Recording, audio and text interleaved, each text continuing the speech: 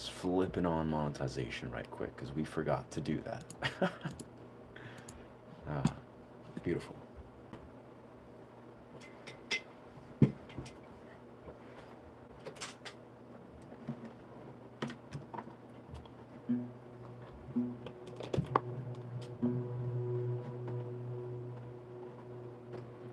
All right, let's see what flows through today.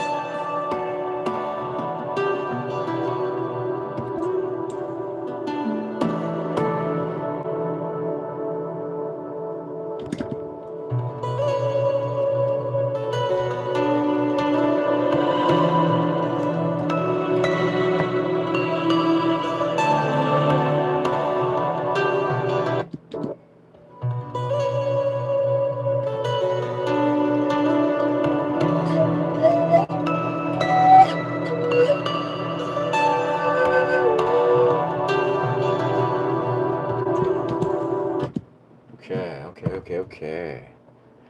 Okay. Let's see how we can master this.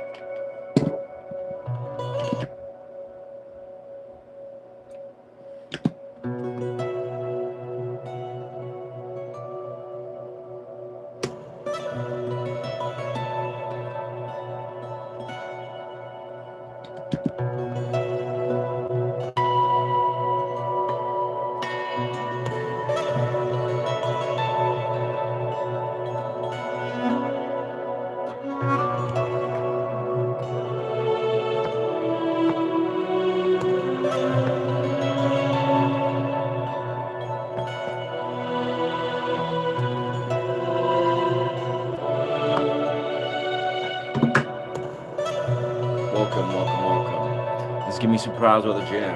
Nice, that's legendary. That's legendary that you are at the gym, my guy.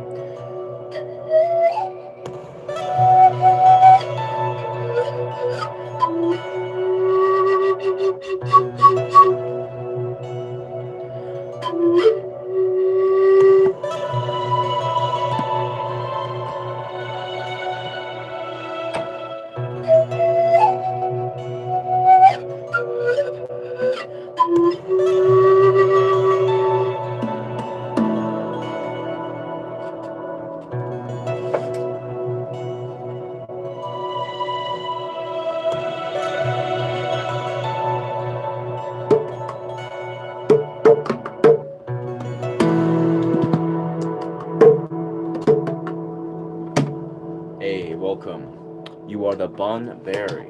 Google him. I might as well. I might as well. That seems like a strong recommendation.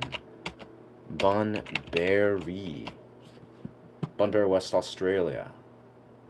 Huh. I see Western Australia. Let's see, music. Bunbury. Huh. Bunbury, there won't be next time. Huh. You're saying I look like Bunbury. Well, that's gonna go to the long list of people I look like, maybe. Yeah, dude has a hat. Looks classy as fuck. Looks like he's like European descent. Yeah, I can see it. I can see it.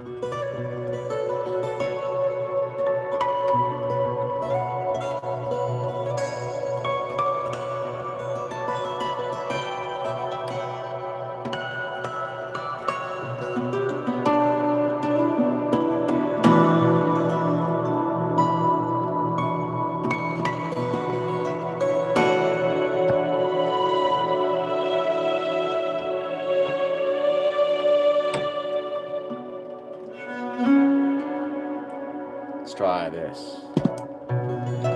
So I figured out for some reason in real time, and I've been playing around with loop pedals for a while, but I kind of made this distinct realization. I was like, word, I can just hook up my loop pedal directly to Ableton. For some reason, I've never done that before. I've always done it to an external amp. But here we go. Hooked up to Ableton.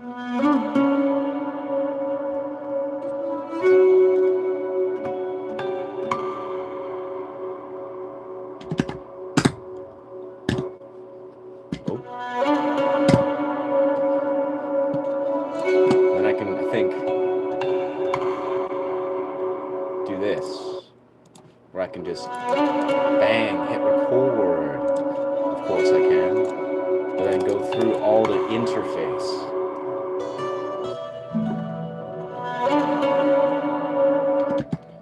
The idea of how I operate usually when I loop is I like to do one take, pure one takes. As I do, you know, when I juggle stuff, but I like to just do one takes in little successions and then delete and repeat. Delete and repeat.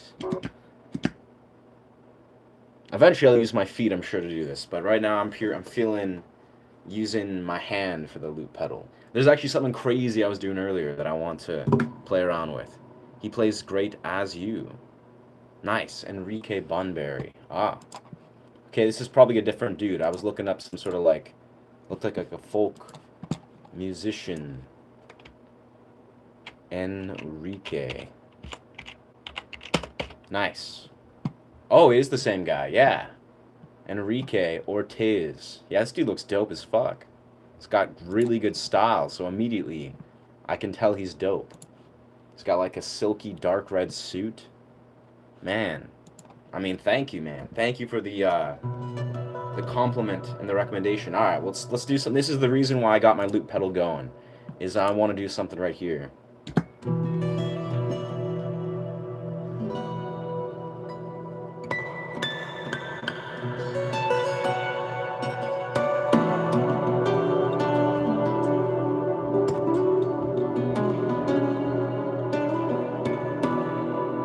Loop, right? That's a loop. That's a loop.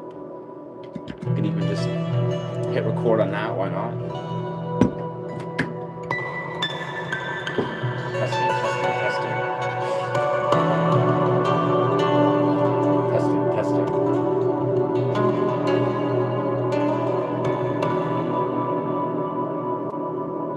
Testing, testing, testing. Oh. Let's give that a pause.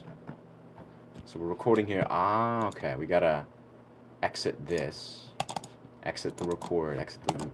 Testing, testing, testing.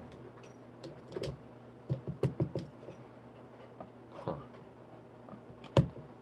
Testing. Whoa, there it is. Because, you know, I've been juggling kind of little vocal dimensions. Hey, what's good, Knight? What's good, brother?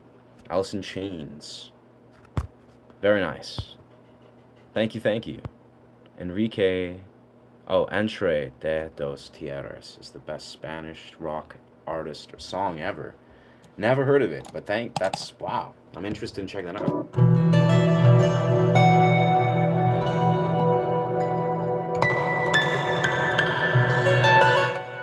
Let's master this a little bit so it's not too overwhelming.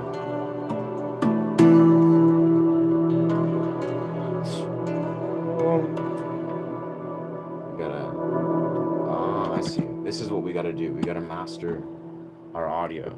Testing, testing. Testing. Yes. Get our microphone in a good spot. Testing. Hello.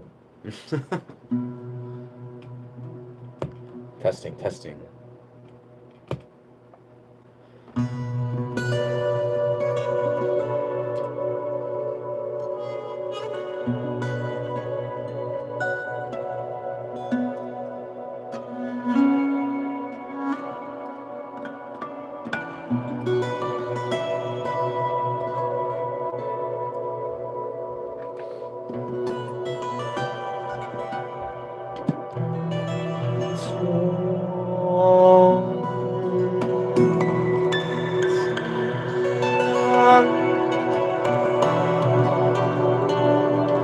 Interesting. I think it's got to be immediate from the sync. Yeah, I got to sync it and just do a loop as whatever.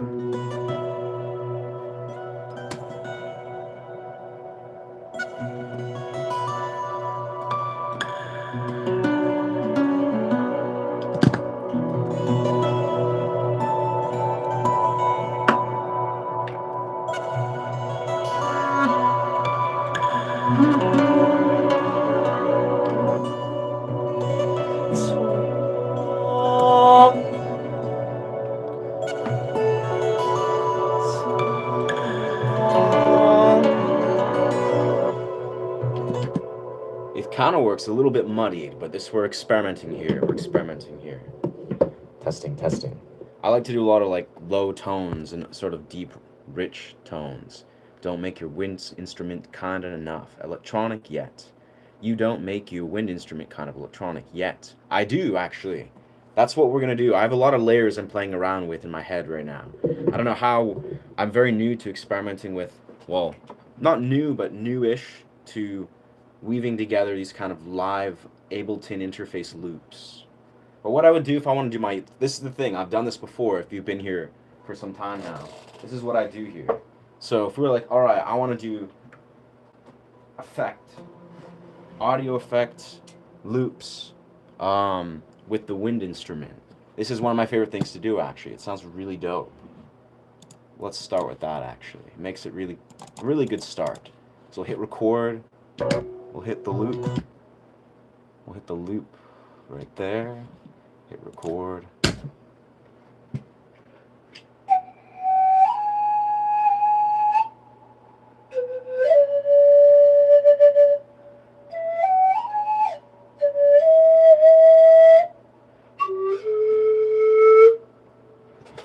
I might have to master that a bit, but I don't know.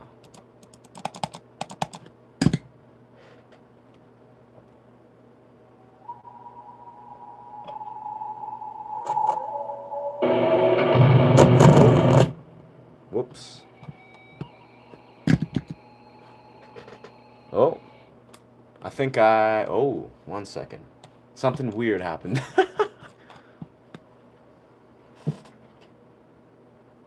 No, that's clean there. I think we accidentally opened up guitar rig. Ah, yes, guitar rig. Yes, guitar rig. Amazing.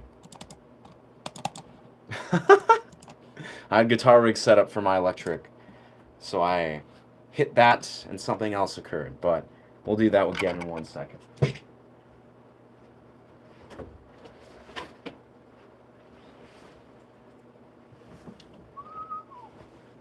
This is what I'll have to do with this beautiful loop here. It's basically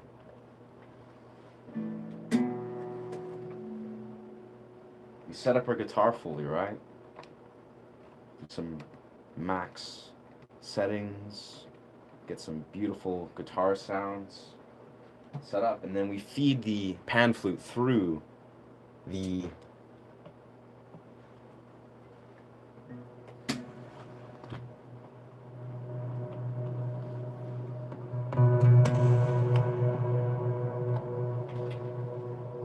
okay, here we go.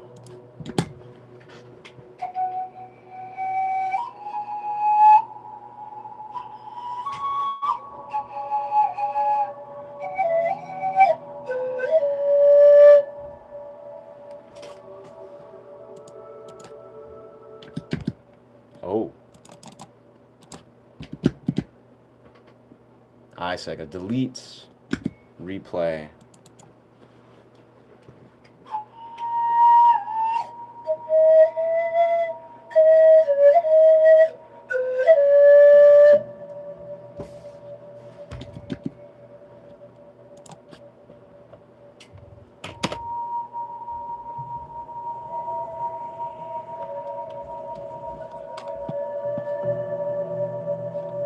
It's a little bit quiet, but it's so far. Oh, we got the filter. I see. We got to take off this filter.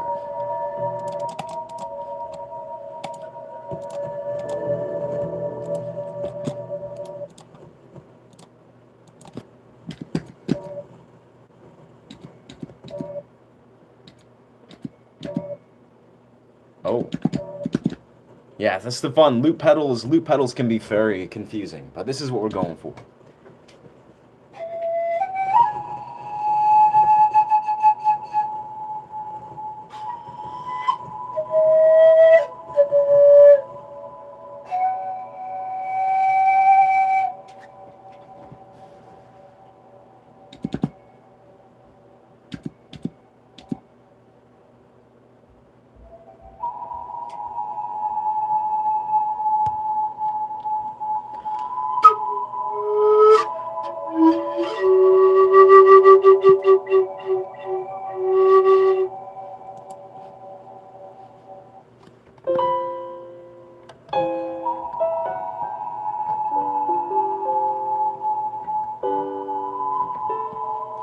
fluorescence.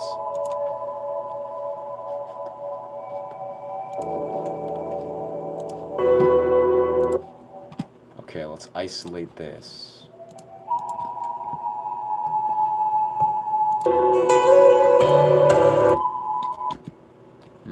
This is where it becomes a little bit confusing. I think for a moment, we're just going to flow and focus on our regular sort of guitar performance. But this is what we're going to weave in a moment here. We're going to see how we can weave in these layers. No.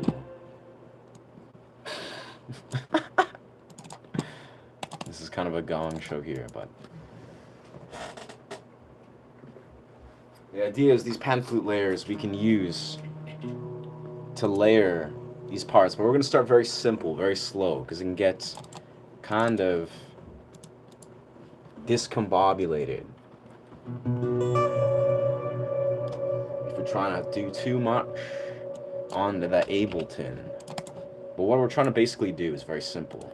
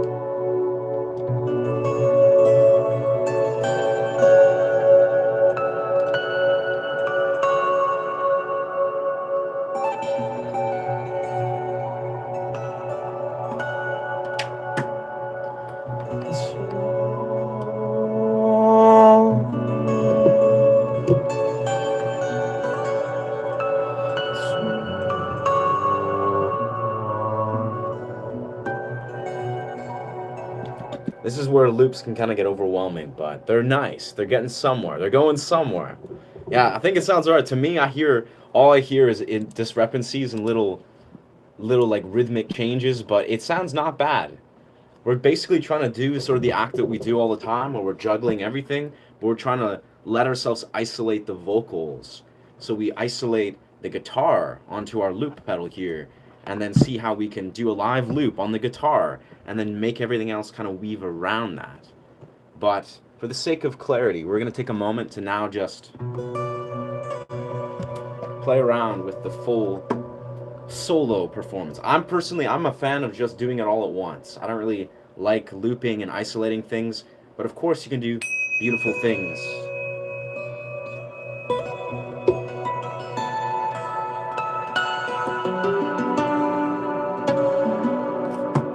But I find personally I compose better when it all happens at once.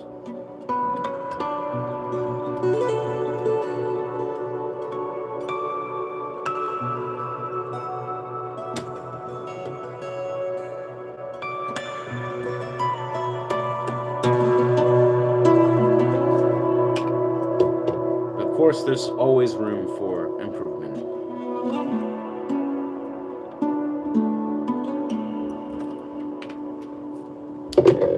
Oh, my microphone's gonna do the microphone thing. It's gonna try to take over the show and get in the way of everything. But that's okay.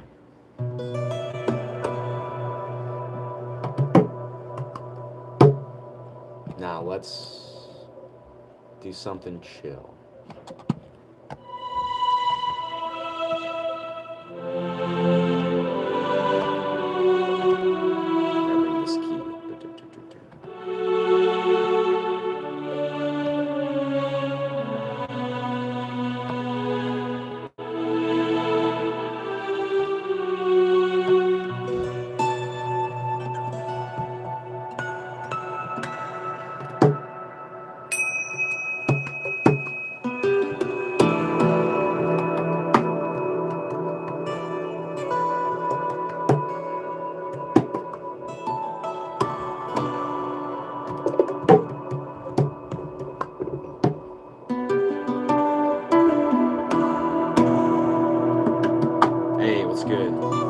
I've been very, very good. Very good. Living Dead. The coolest musician. Thank you. I mean, I'm just a dude who, yeah, spent a lot of time trying to figure out guitar, and here we go. Yo, that's why I know he's awesome. He's a real talent. Please pass this on to him. Oh, wow. Tatiana, he doesn't know Russian.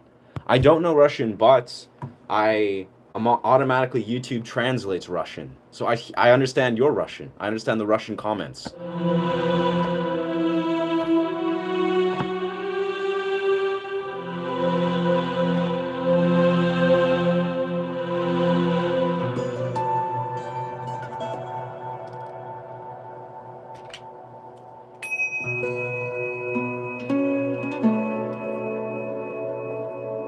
I think we're gonna.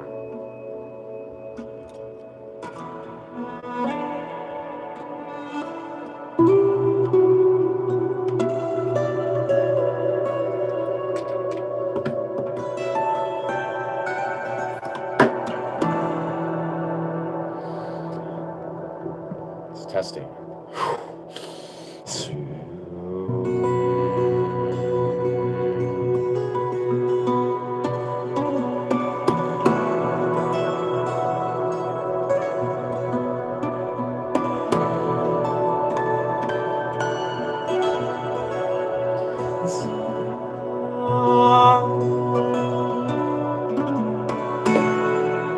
Oh, this keeps bumping into here. We'll find the place. We'll find the spot for our microphone. We got this. We're capable. We're capable human beings. As we all are. As you are too. Remember, you're a capable human being. Testing.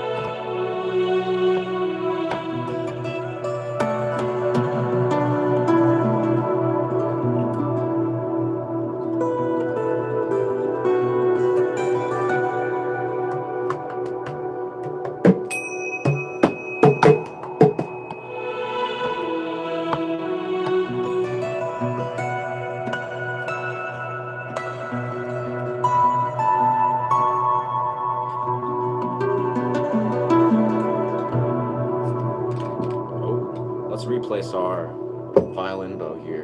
I think we'd have a lot better luck.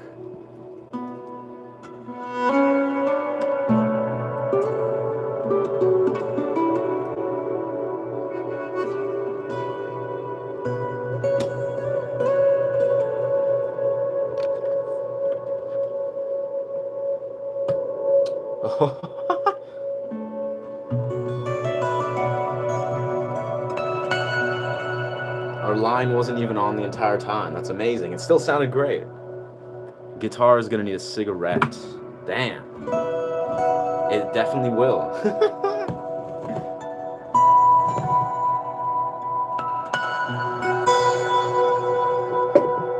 We're still mastering our audio a little bit. We got a little bit of details just to make it all mastered. I think we've just about got it figured.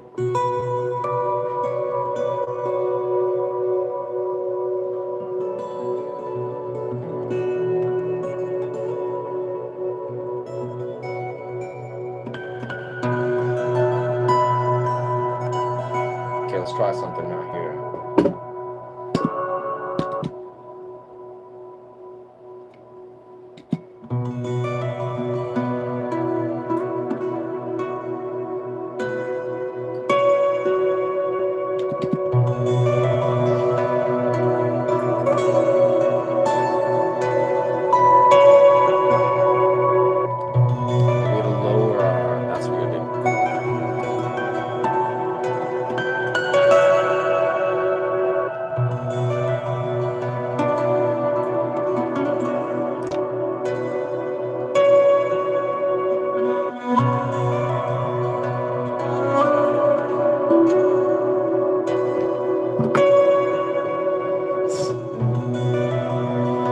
I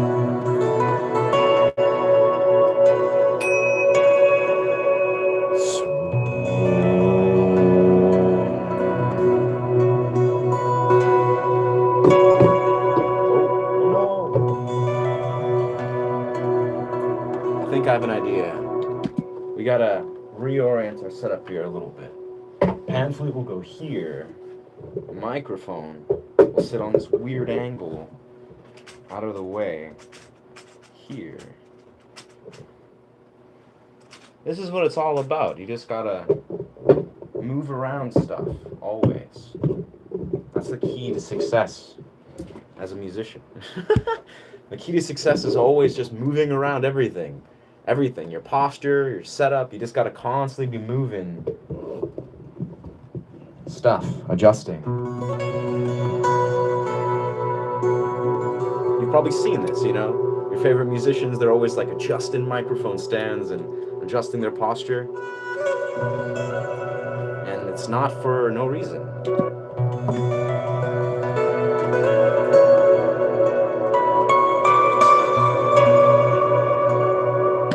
Let's do this one again. Let's make this loop cleaner. And after this, I think we're doing something crazy.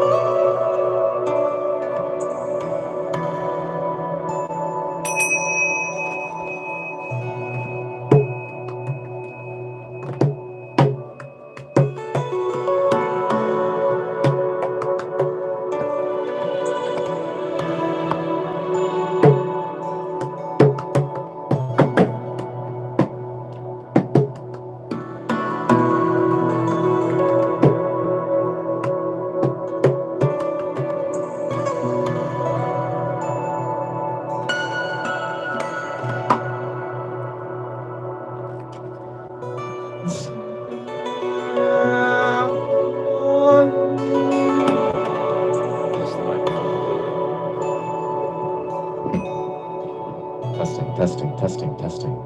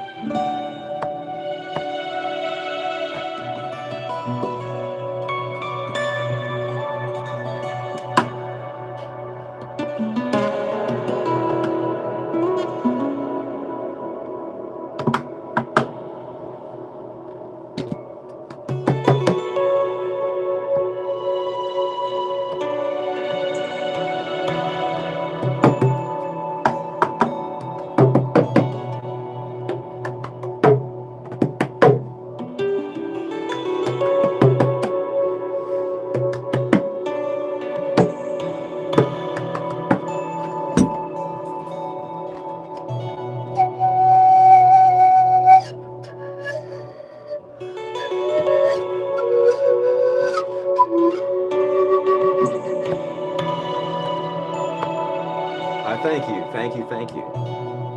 I gotta get this microphone in the proper place.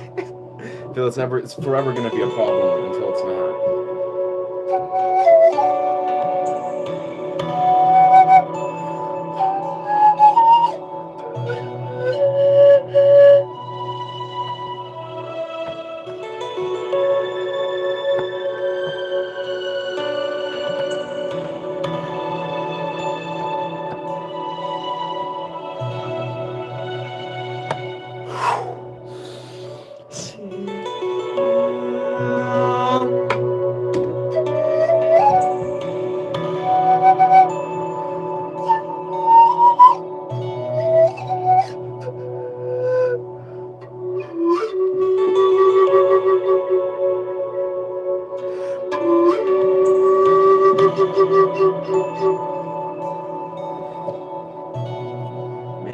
Maybe the key. I think the key is simple actually.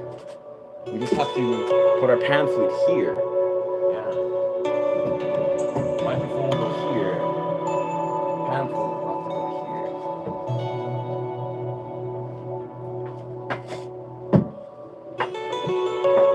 Yes, yes. Of course. This is genius. I think this is proper. Yes. Pan flute's right here. There's lots of room for this guy. Testing, testing.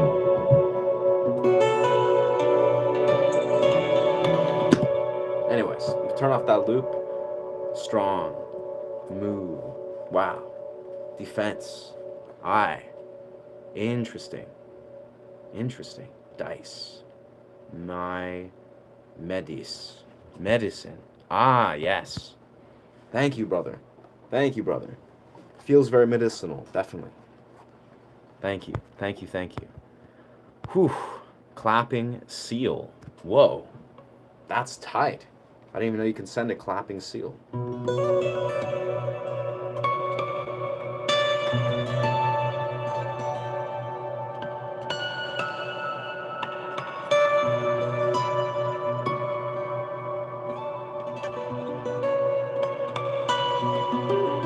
Okay, let's try something really weird and experimental, but I've been really wanting to do this entire time.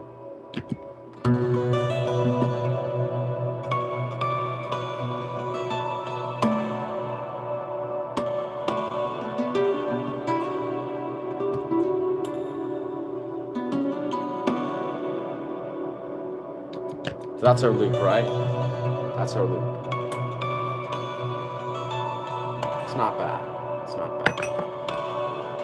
We just discard our acoustic for a second here.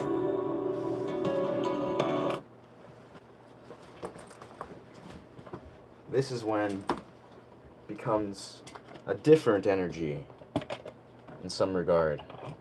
We gotta make it happen though properly. I don't know.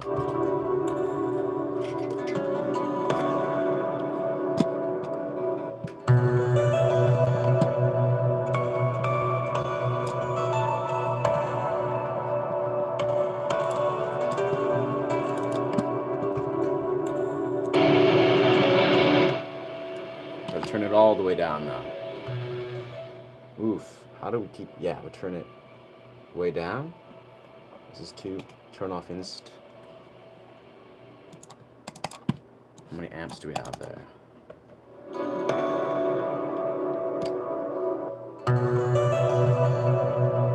Oh, I see what we have to do. This has to be on. This has to be off. Oof. How do we get around that, though?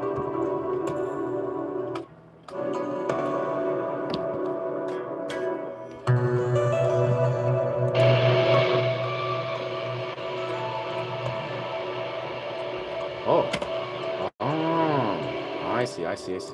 This is into 2. This has got to be into 1. That's what we have to do. There we go.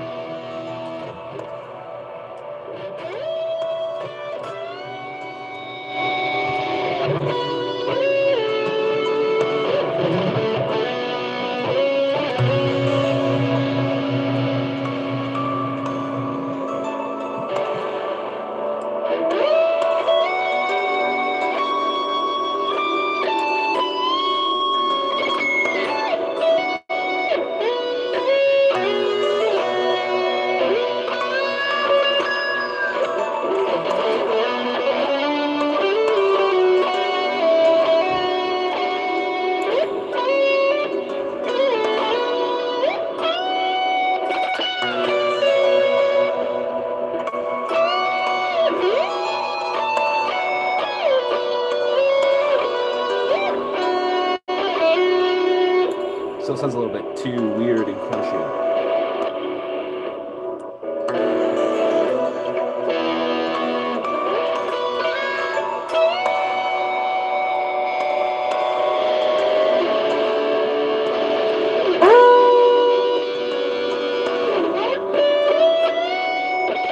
That's way better.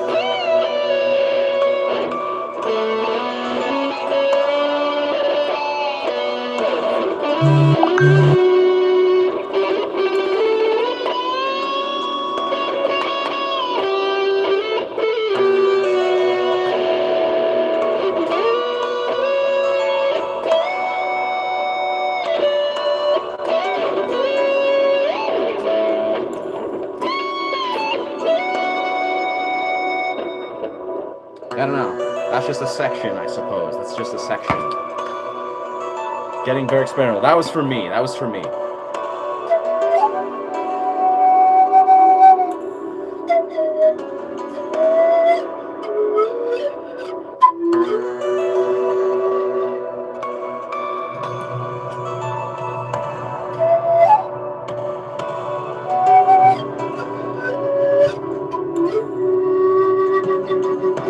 Just like that, that was the section, and we're like, all right, that was fun. Then we can just like section it out, you know, just one plug in, one plug out. Goodbye, electric. Let him sit over here because he likes this spot. Safely placed. And then, of course, we have the option to then replug. Whoa. Oh, yeah. We got to take that out. This is what we're experimenting. We got to, like, get good at understanding. Yeah. Turn that off. One goes in here. And then one becomes a microphone again. And we're back in the microphone. Testing, testing.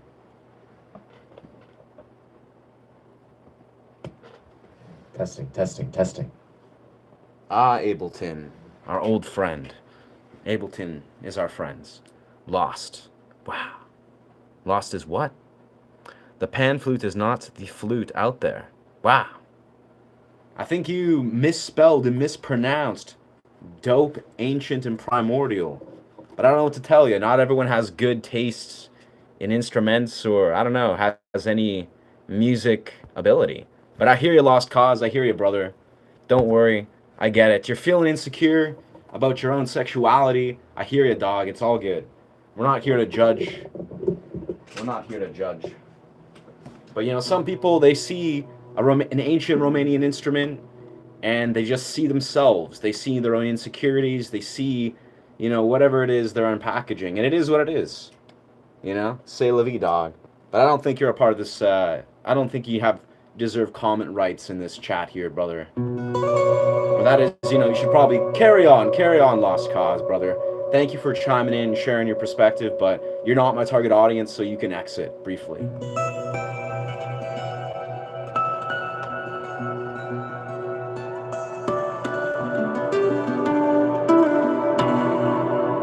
It is what it is.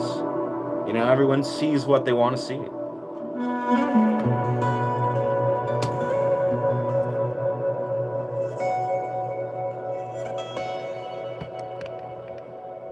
Yeah, it's been fun, though. That's been an interesting experiment.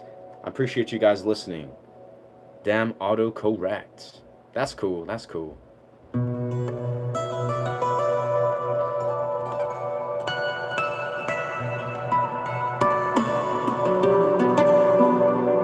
Alright, let's give this a go. Let's go out of B. We're in a capoed B, which has been super fun and dope, but we're going to exit that and go into standard tuning. Kind of experiment. So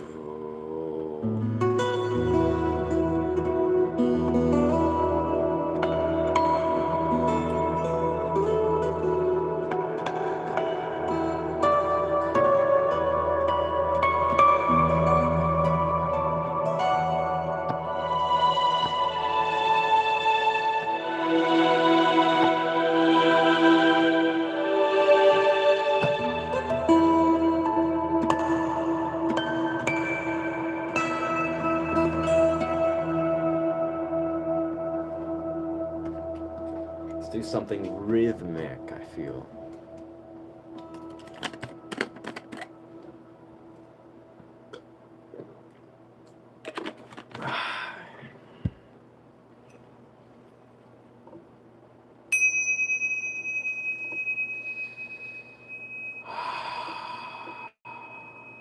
Remember to root yourself in your somatic body, honoring your felt experience, honoring your nervous system. And whatever it is that flows through, let it be. It is and it is not so, and so it is.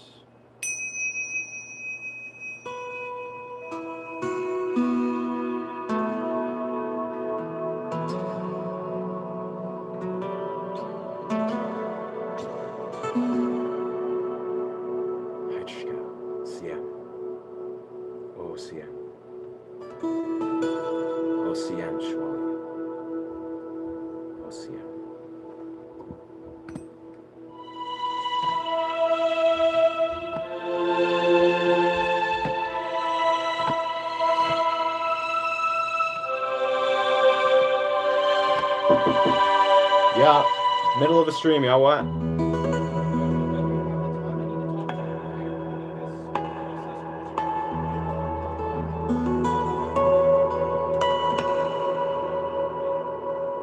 Yeah, that's cool. Chocolate hat, we meet again. Wow. That's so wild. I guess everyone's stoked on the idea of Willy Wonka. You know, chocolate hat. It's not a chocolate hat, though. If you look very closely, it's dark ox blood. It's like maroon ox blood. But hey, man, I'm all for it. I'm all for... Who doesn't love Willy Wonka and, you know, the Chocolate Factory guys?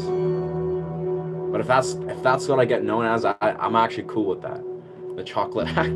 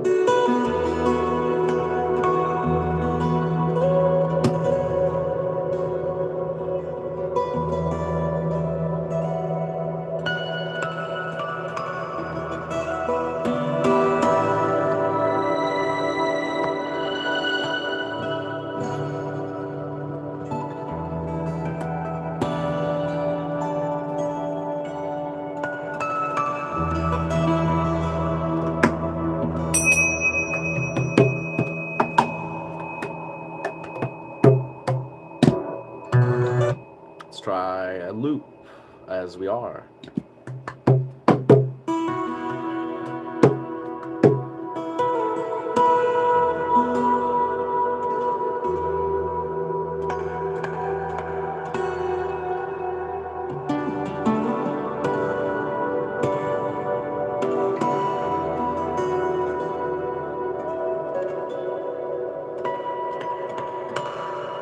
Seems like an alright loop, I think.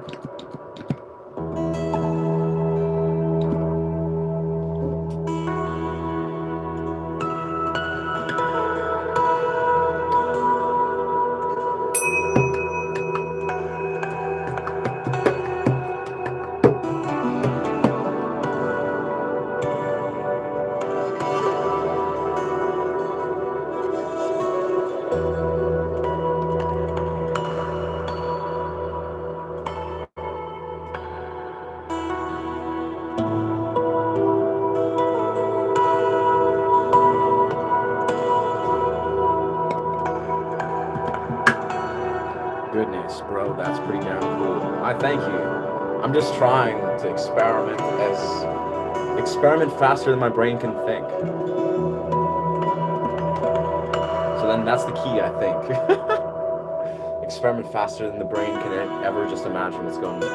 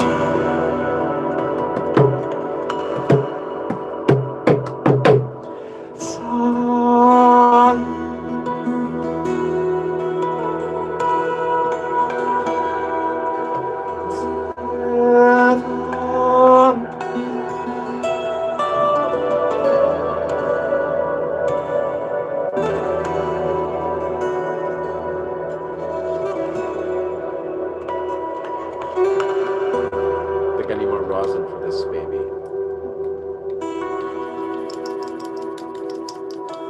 I have a 14-hour dive starting in 5 minutes. Brilliant. 14-hour drive. Wow, safe travels, dog. Appreciate you being here today. Safe travels, brother. Appreciate you chiming in for this.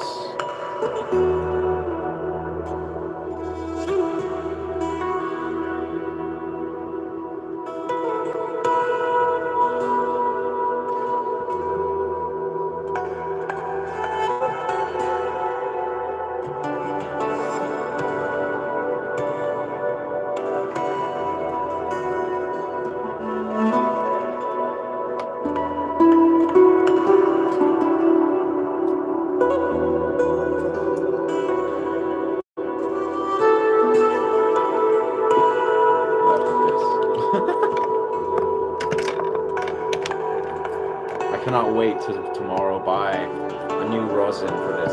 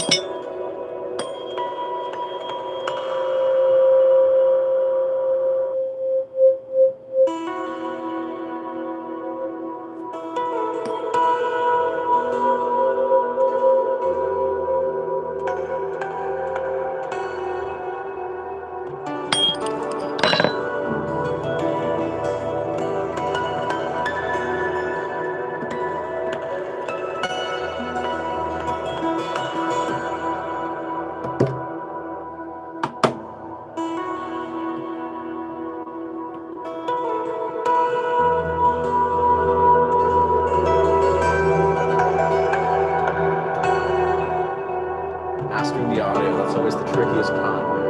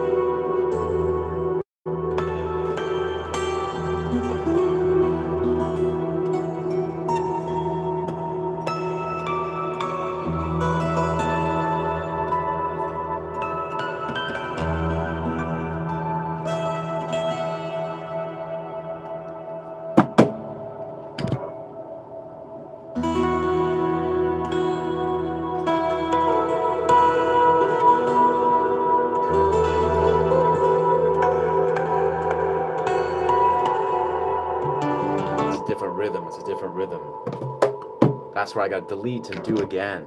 A full new loop. I love what we did here, but we gotta crush one. Looping, honestly, looping with the hand for some reason is so much easier.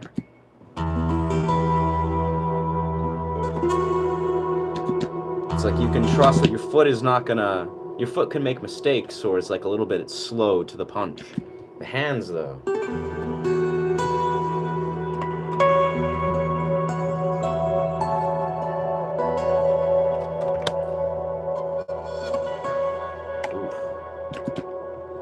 Yeah, I really need my rosin. That's okay. Alright, let's hop into G sharp and do some pan flute focused stuff. Yes. Original, in my opinion, needs more guitar. Yes.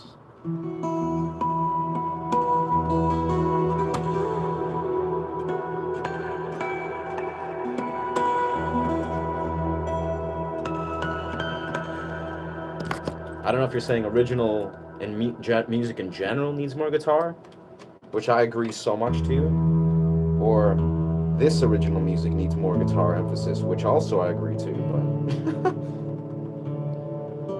Yeah, bro, I think that a lot. When I hear really good music, like I hear people, you know, playing 4 chords and, you know, doing really beautiful music, right?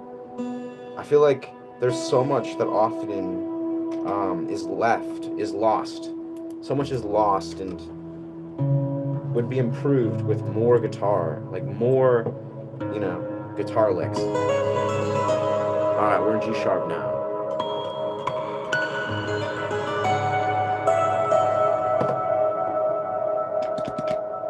This is gonna get better. Oh, this will get very interesting, I feel. We'll see, though.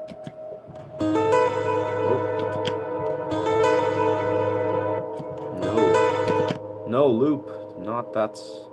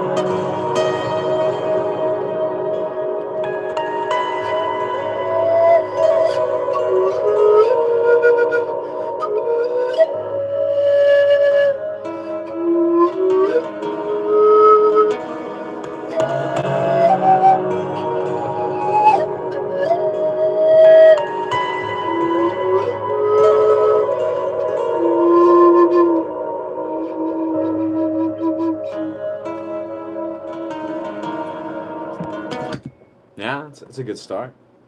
No, just Murka. Murka. I have no idea, brother. No idea what Murka is, but maybe it's worth checking. Yo, this is a Picasso bow. Yeah. I think I've shared that with you before, Extensive Mage. Yeah. What type of guitar are you playing, or do you have some type of add-on? This is a Yamaha. Just a basic Yamaha APX. But I am using a Tonewood amp. Yeah, bro, Tonewood amp. It's this little box. You magnetically attach it with an X brace, and it's a preamp basically. Other than that, I'm just plugging right into an audio interface, and that's mastering the audio a little bit.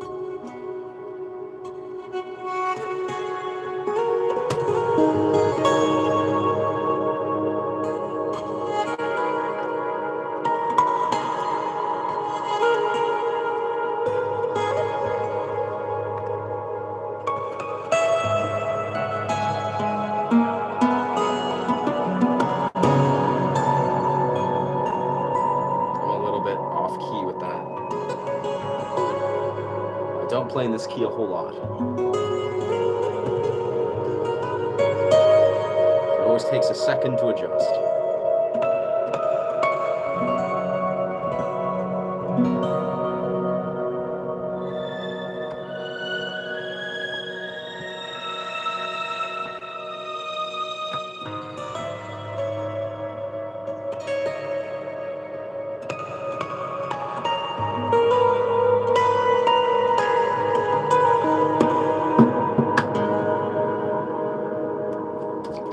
Drink water, friends. Stay hydrated, especially when you're playing guitar.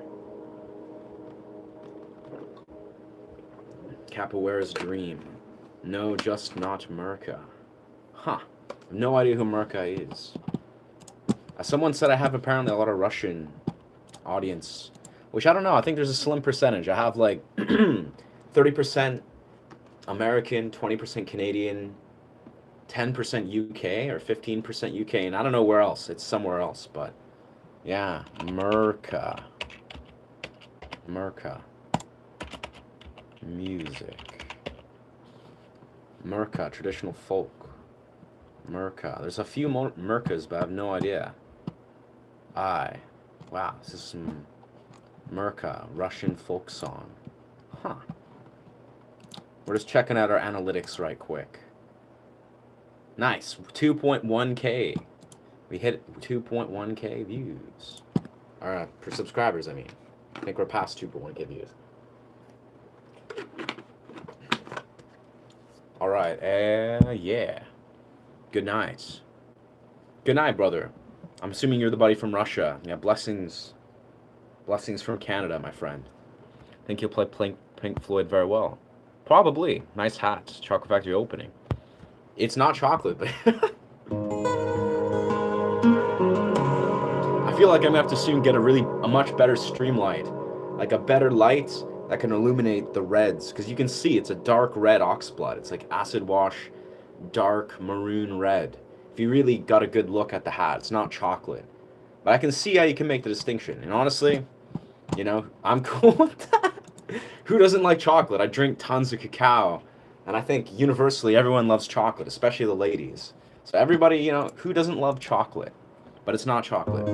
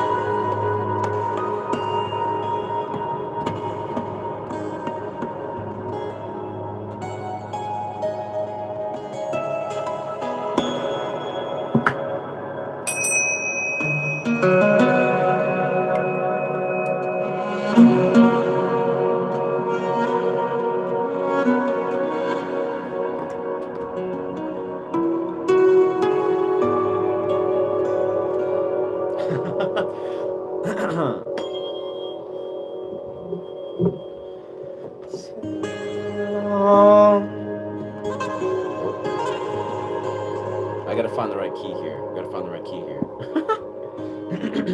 Without dropping to the wrong key.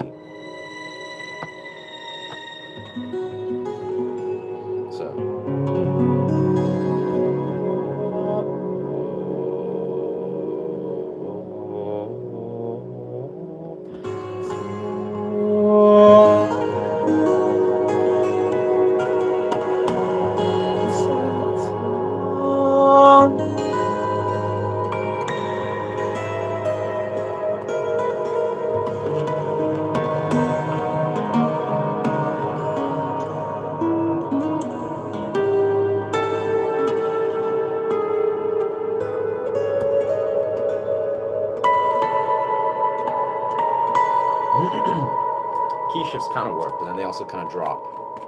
Healthy.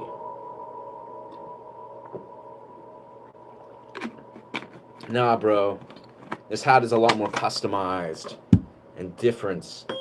And plus, I don't think Willy Wonka rocks a chocolate hat, does he? His hat's purple. Even his is like, I don't think... Let's check this out, actually. I don't think Willy Wonka even has... Maybe the old school Willy Wonka, but...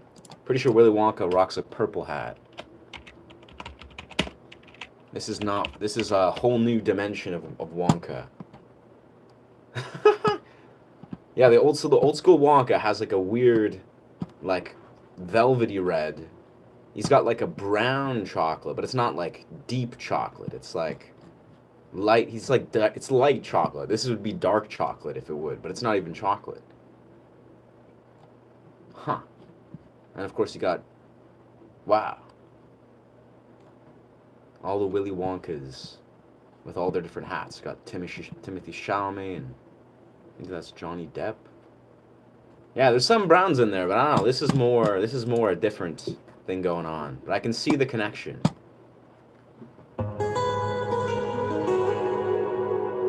Whatever you feel, you become. It is your responsibility. Osho. Nobody has the power to take 2 steps together. You can only take 1 step at a time. Osho.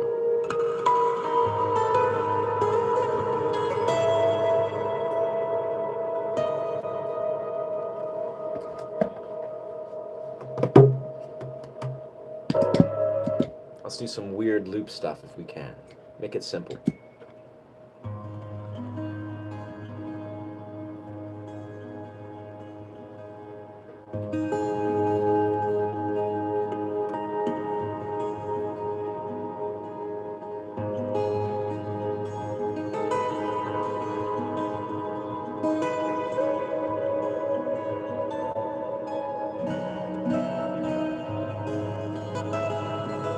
That was weird as ever, but whatever. Let's see how it plays out. Oh.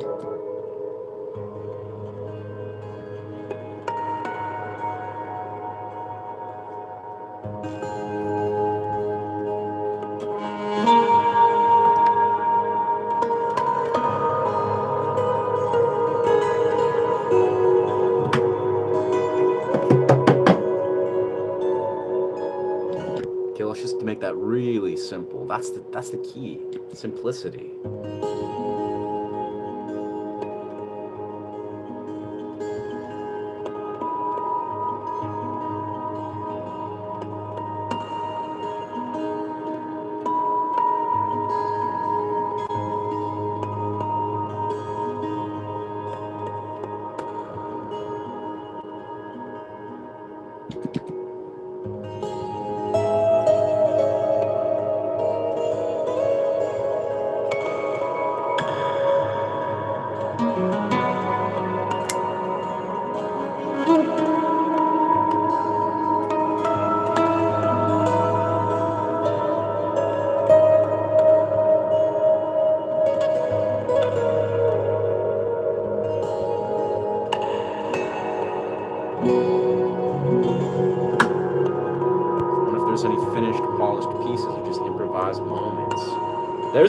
There's a few actually.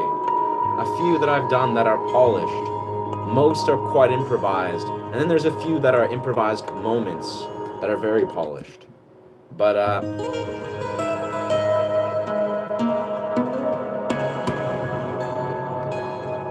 I'll be true, in all honesty, most of the songs that I can write that are polished, they're very harmonic based, and in truth they don't have as much natural flow and intricacy as the improvised pieces. And yeah, it all depends. Yeah. Last time he had a singing bowl. That's true. Hello, Marlena. Wonka. Nice. Welcome, Dublin. Welcome, Ireland. Gotta love that. Translates everything automatic. Yes. Yes, yes. Welcome, welcome, welcome, Marlena. Or yeah. Mariana. Would have never thought to use some tweezers on a guitar to make a violin sound. Oh, word. It's not tweezers, it's a violin. It's a violin bow, brother. That being said, I need to purchase more of the rosin because it's kind of cracked. I need to get my hands on some dark rosin. So it's creating a good violin sound, but it should be better. Truthfully, it should sound more seamless. You can probably, sometimes notice the difference, maybe not so much. But I can notice the difference. Where it's like, the idea is the violin should sound like perfect, like an actual violin, without sort of a coarseness. If there's like a very like grainy, coarse sound, which kind of sounds cool if you want to do that intentionally.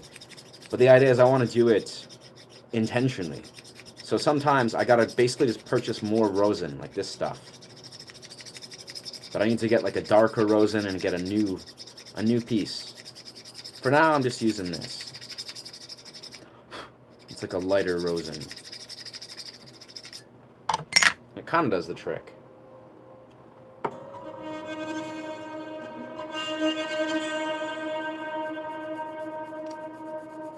Yeah, lots to it. Honestly, it's a subtle technique, but a lot can kind of happen that can kind of go wrong with the violin and the guitar. In the simplest right, it's like, just has a lot to do with tension and rosin application and technique and whatever. It's pretty easy though, overall, I would say. As guitar techniques go, making the guitar sound like a violin is pretty easy. But when you want to make it like fluent, that's another story.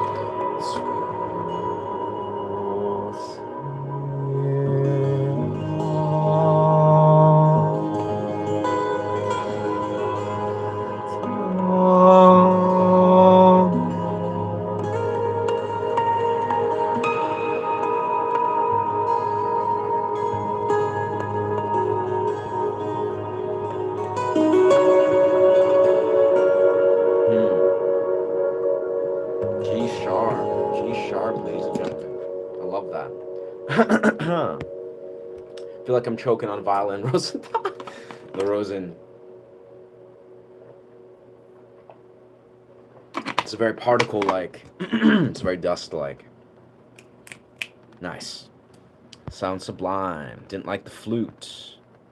Nah. C'est la vie. Rosin, not rosin. Yes. I do know that. It's rosin, yeah. Like R-O-S-I-N as it's pronounced. I, for some reason, before I even knew what rosin was, I called it rosin. Yeah. That's just like what I called it. So I have to reprogram my brain from years of calling it rosin before I even knew anyone corrected me. But it is what it is. Thing has an eerie vibe to it. Blessings to my ears. Nice. Yeah, it's... The flute is a 90%, I'd say a strong percentage of people really seem to enjoy it. That being said, you know, some people, for whatever reason, it doesn't rub them wrong the right way. Maybe it's because...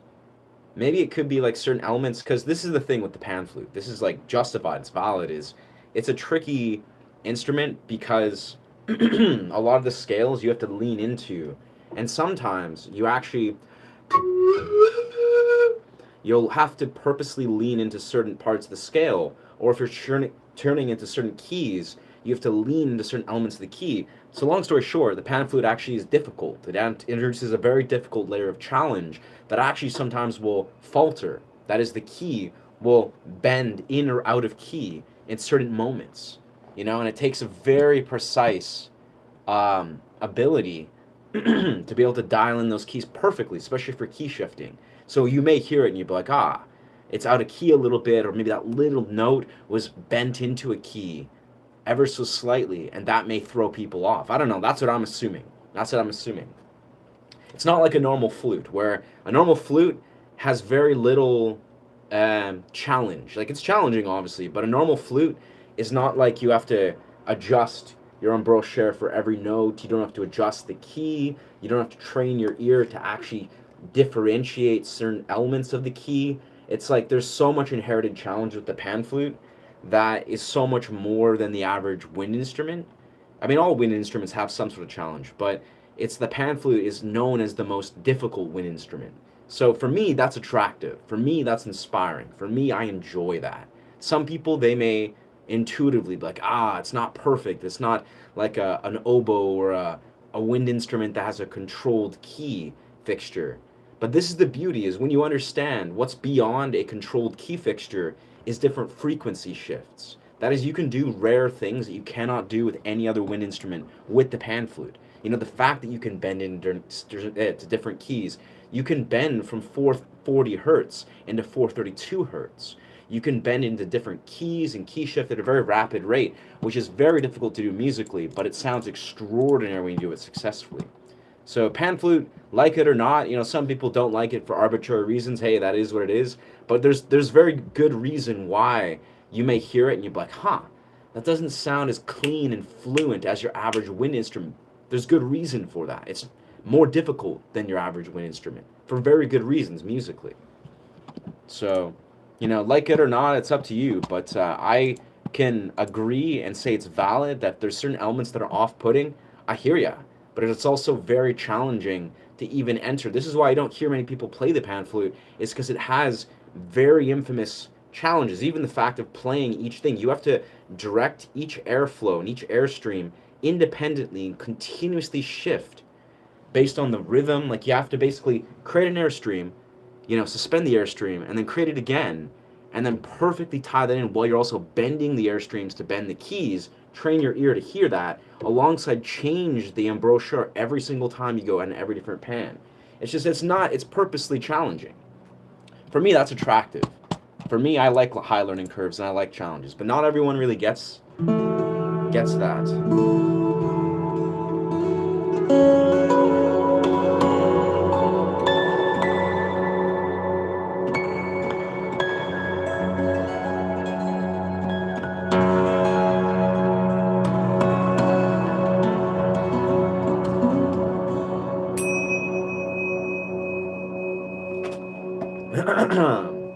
Pan flute adds to your Zen vibe.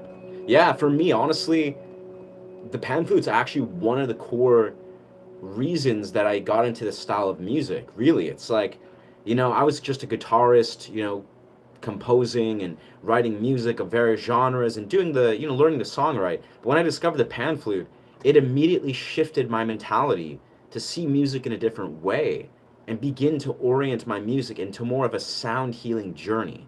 It's like guitar can sound very meditative, but creating music in a sort of different way where it's like you're trying to suspend a lot of the conventional models of how music is perceived and experienced rhythmically, melodically. The pan flute was an introduction to that because I was like, oh, this is an instrument that you can't just go 1, 2, 3, 4 very easily. Like you have to go like in a very weird, unorthodox, very ancient primal sequence. The pan flute, it's played in a very ancient way. It's like music before it became this like, you know, easy sort of rhythmic, not necessarily easy, but you play a piano. A piano is very palatable.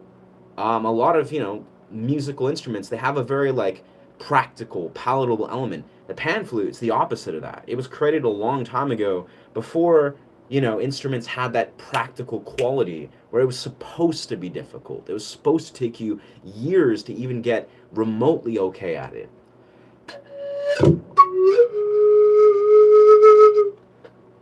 I keep bumping my microphone. I feel like I gotta just eventually get myself a microphone arm.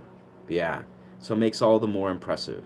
Yeah, it's just I think in the simplest right, it it's so rare to hear people play the pan flute. Like I'll walk down the street and play the pan flute, and people will be like, "What actually is that? Like, what is that instrument?" And to see it played in real time, a lot of people that alone is like mind blowing because they're like, "I've never seen people play that," because most people just don't play it. Like there's so many people they'll pick it up and put it down. Just a lot like the guitar. Like they'll pick it up, like, "Oh, it's so attractive, it's so cool," and then they get turned off from the high learning curve, and they just can't figure it out, and then they put it down and that's kind of the beauty is like when you do hear it you're like, oh, it's one of the most beautiful instruments you could ever hear, but it's not often played, and yeah, it adds to the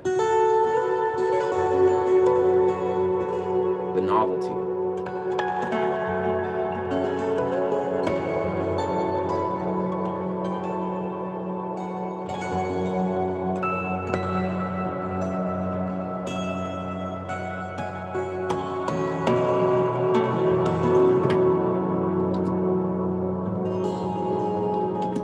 Let's try something similar.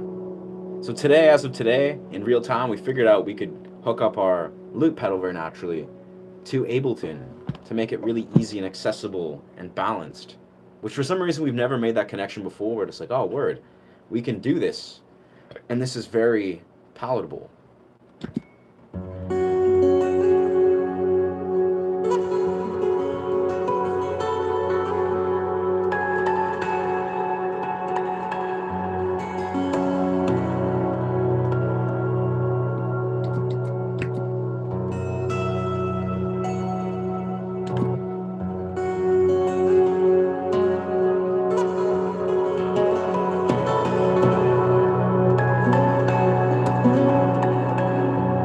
That was a bit sloppy, I'd say, or arrhythmic.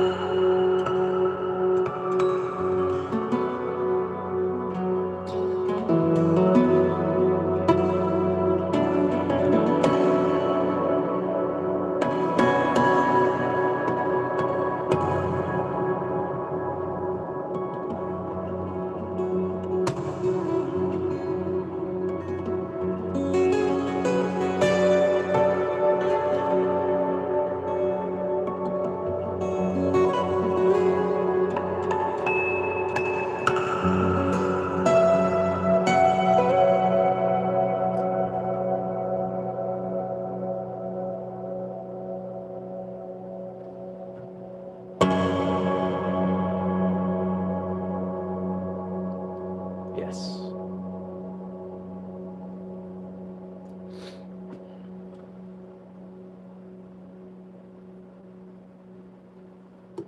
Hmm. Okay. What key are we even in again? We're in something.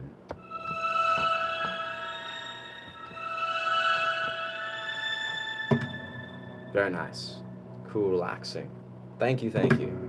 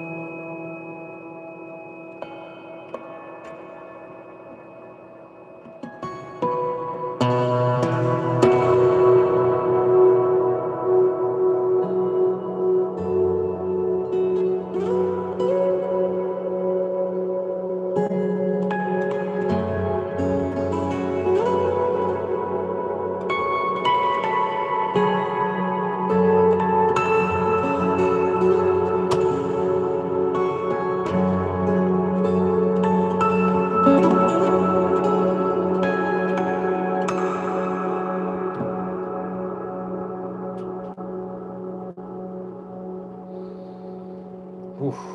That was tight as fuck. I don't know. Just went somewhere. Very tranquil and meditative. Thank you. Something different. I like it. Unique in a way. Thank you. Yeah, lots of weird stuff going on there. Lots of harmonic stuff flowing through in such a way. Yeah.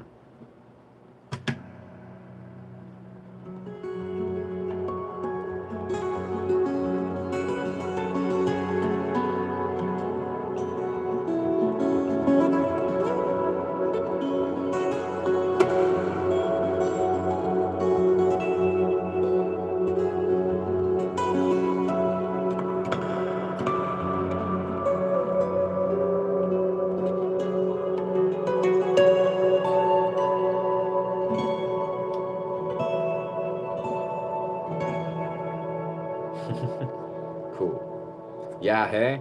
I mean, we're on the rise, it appears.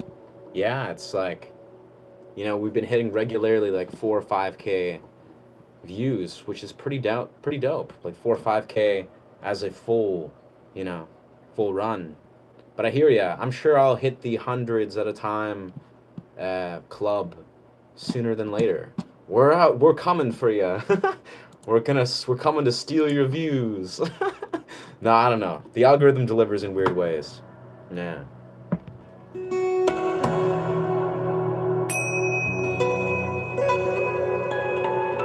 I truthfully don't really focus on what other YouTubers are doing or not doing. I just focus on making good music and, I don't know, making it chill and going in chill places. The rest of it's not really in my control, you know? Just make good content, make music, repeat over and over and over again, hit metrics, cash YouTube paychecks, I don't know. Question, success, you know?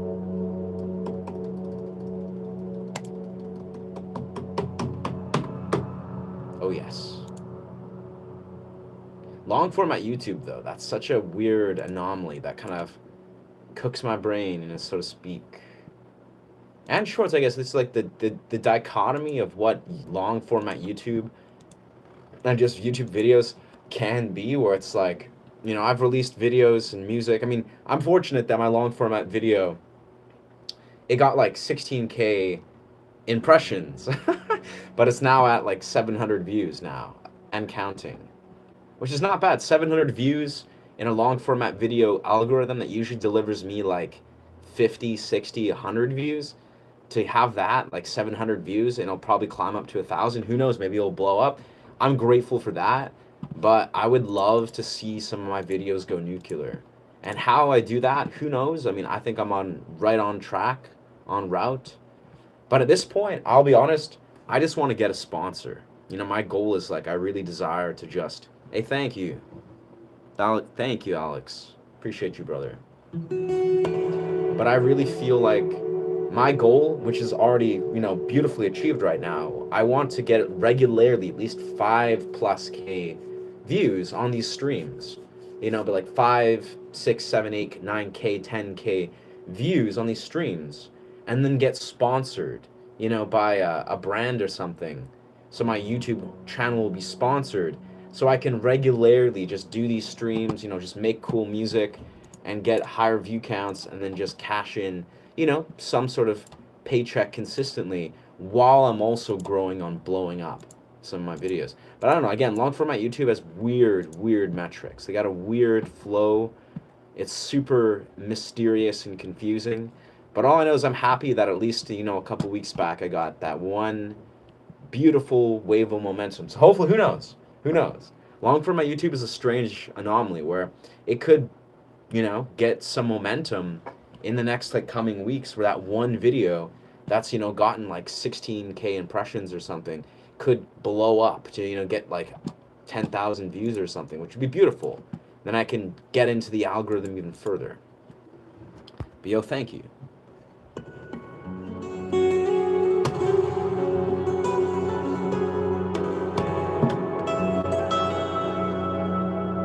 Alright, so how can we create something crazy?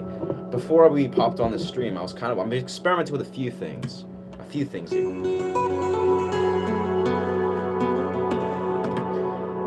The one thing I was really leaning to was like crazy vocals from, what was it?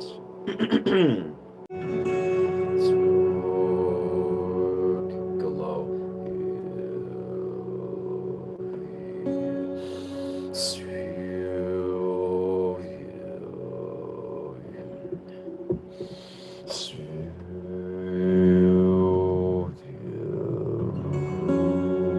It's got to be open, I think.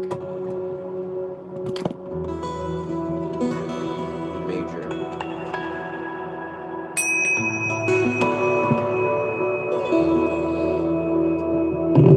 Oh, let's flip that off before we do that.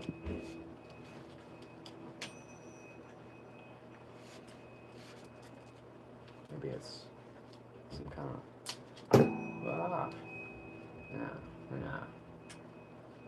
It's all about angles. Everything.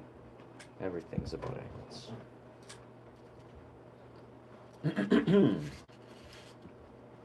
Testing. Testing. Just weird angles. All day.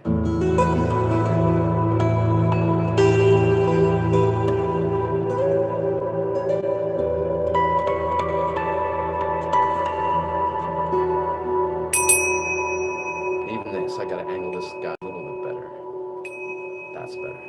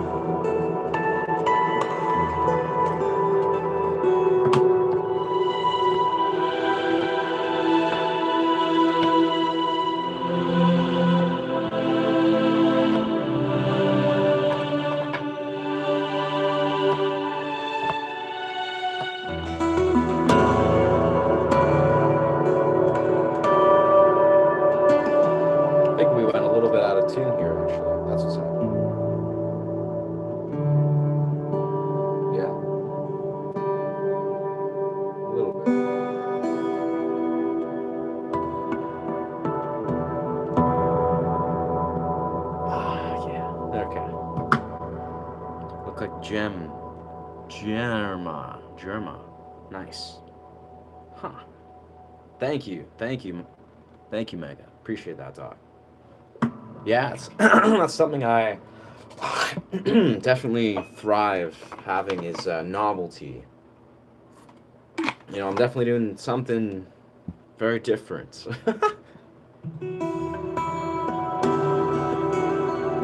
It gives me a lot of confidence, I'll be honest. It gives me tons of confidence to just experiment and do my own thing. You know, it's like, I think that's the lifeblood of a lot of creativity. Like in the simplest ride, it's like if you can zero in on new dimensions of whatever it is you're doing continuously, like non-stop, you're just like, novelty, novelty, where's the novelty? Like it's the same way with dance, and you know, especially as I focus in improv, it's like if you can find novelty in whatever you do,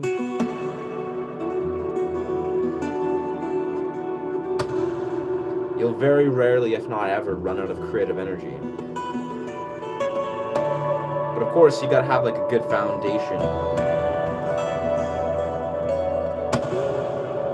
You know, as a value with everything.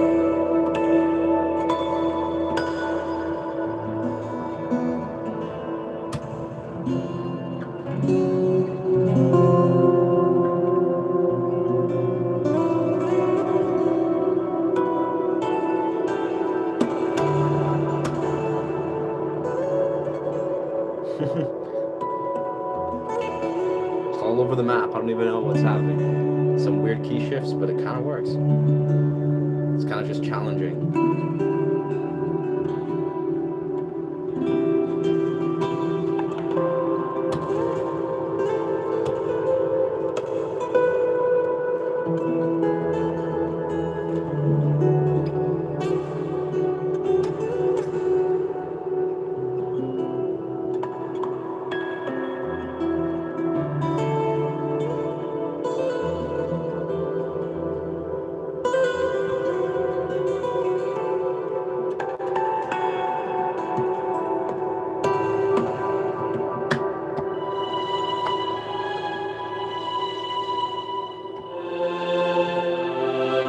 let's go into A sharp minor. Let's do that. Let's go right in, just right into the beautiful A sharp minor. Probably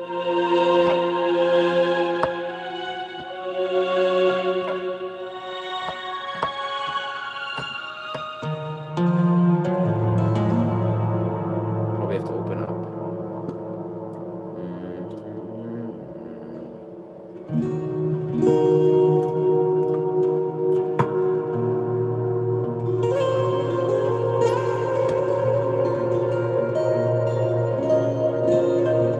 Oh, yes.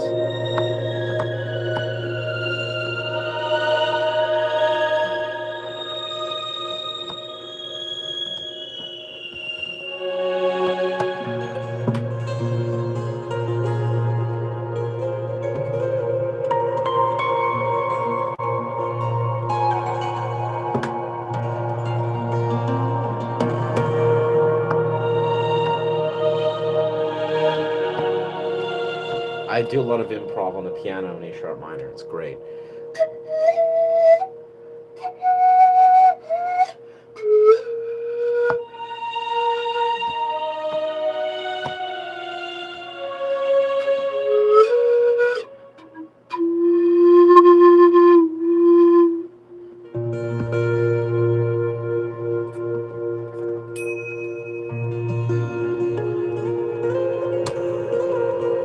Let's do a fresh loop in A sharp.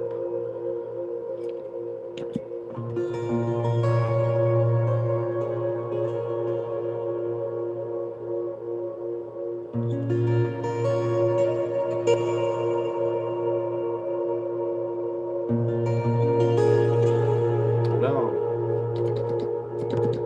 Remember, perfection is not real. It's an illusion.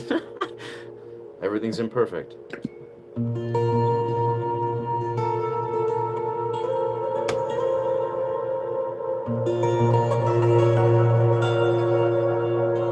Oh, this is a weird key shift immediately.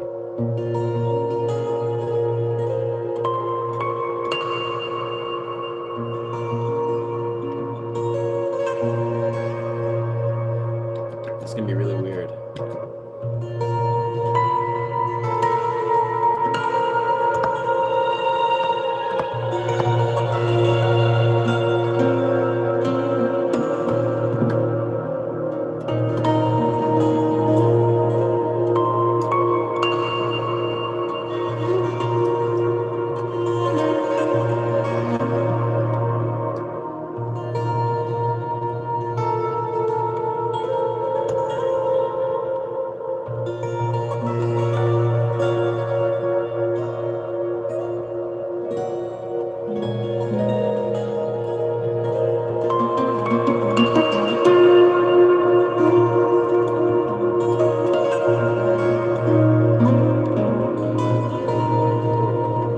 Dropping the wrong key, but well, switching to the right key, but perfectly imperfect. That's the beauty. Well, I swear, that's the idea you notice as a musician, of course. Eventually, you know. Also, remember, not everybody hears the imperfection in music. Oh yes, yes, yeah. Honestly, when I'm high, I can hear the same music in my head. That's amazing, man. Yeah, thank you, dog. Thank you, Alex. Yeah, I feel it's not that. See, key shifting is the imperfection where you can make it perfect once you embrace it and you understand it, but it's still technically imperfections in a way where it's like, you know, instead of like that's the key shift, right? It could, if I stay like that, you could be like, oh, maybe that's not the way intended, but or do you key shift again? And that sounds magic. But if you just like, you know, linger in the key shift. Ooh, that was great.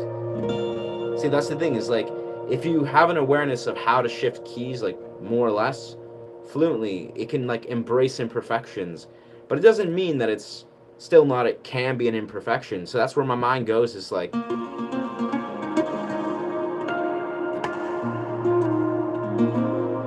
and that's why in many rites, strangely enough, I often advocate people don't learn or don't fixate on music theory, at least when you're new, is like key shifting is something that you have to like kind of like hear from a trained ear to connect the patterns. And if you fixate on scales, you know, just like, but it's got to be in this scale, then you might not have the ability to like actually hear beyond the scales, which is, you know, you can connect certain keys that you can just hear it. You're just like, it's like, is that a yes or a no? It's like, is it a yes?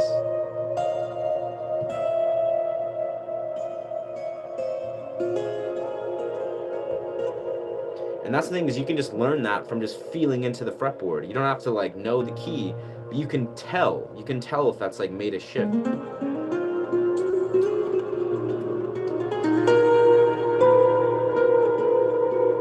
Like it's so obvious. Your mind's like, oh, there were a different key. Well, we're just gonna dive into this or lean into this.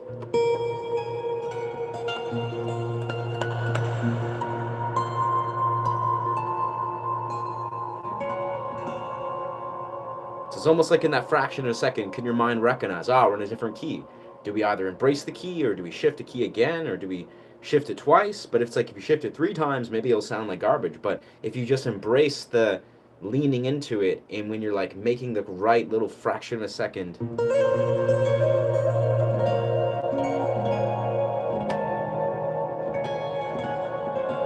then it can sound great no matter what you do. I don't know. I'm not a master on that stuff. I'm like really new, but I feel like that's the key of like when you get to advanced music composition, it's all about key shifts. It's all about tasteful key shifts. And it's a whole nother beautiful exploration, because like you can get all the music stuff down and it sounds great, but it's so magic when you can key shift fluently. You're creating like dimension shifts and whole different soundscapes that sound magical. Like every composition you can think of, or like, you know, like movie score that you hear and you're like, whoa, that was so beautiful, is like really tasteful key shifts. And it's not even that hard. It just takes an intuitive sort of an awareness of what they are, and once you're in that, it's great. So great. Music is great. It's very great. I look like Val Kilmer. I've gotten that a couple times. I've apparently also said I've gotten I look like John Cena. I'm like John Cena and Val Kilmer and Heath Ledger, and what's that guy's name? Max Weber, or no, something Weber? Daniel Weber. I'm like, oh damn. These are all dope human beings, but I've never seen half of these. Like, yeah, it's like, here suddenly, if I do like this, I'm Daniel Weber. But if I'm like, kind of like, I don't know how I can be Heath Ledger, or then suddenly, and if I want to be John Cena, I don't know how. John Cena. If I want to be John Cena, I guess I gotta be like, how does he pose? John Cena, yeah, John Cena.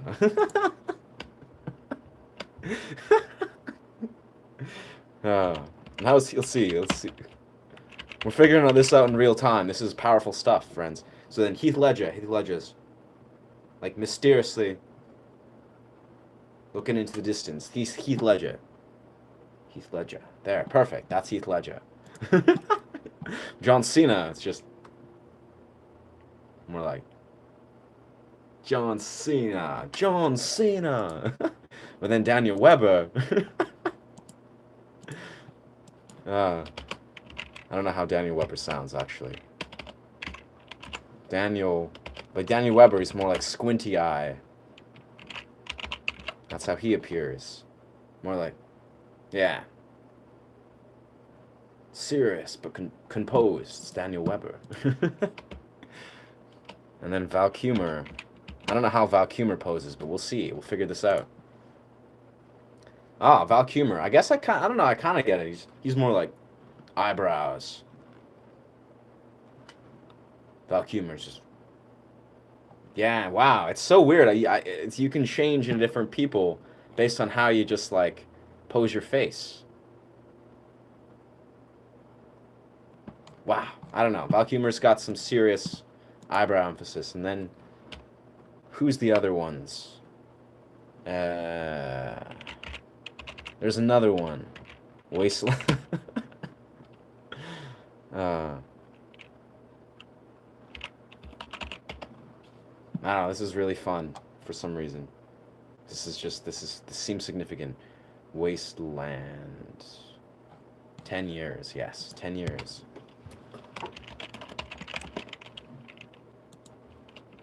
$10 singer. Okay. It's 10 years. So how does he look? 10 years singer. Jesse Hasek. Jesse Hasek, okay.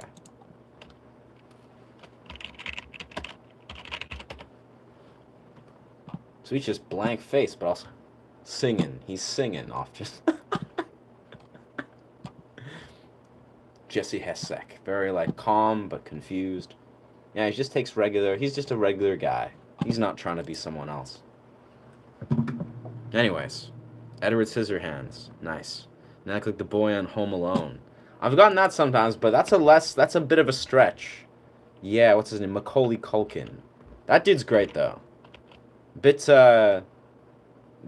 misunderstood. Macaulay Culkin. He's just like, yeah, I think Macaulay's got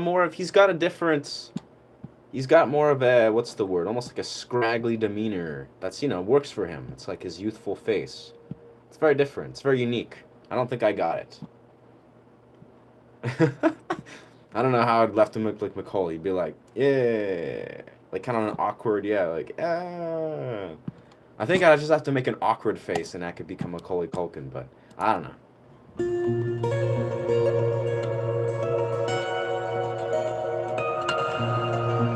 Alright, let's hop up.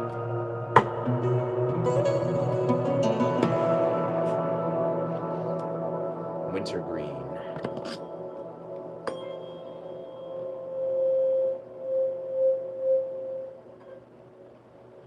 Wow, this weather is clearing up beautifully. We may have to some point. To me, it's Macklemore. Huh. Yeah, I know Macklemore. I don't think I see it, though. Macklemore has got some good songs, though, but not... Yeah, sort of. I can kind of see it. Macklemore.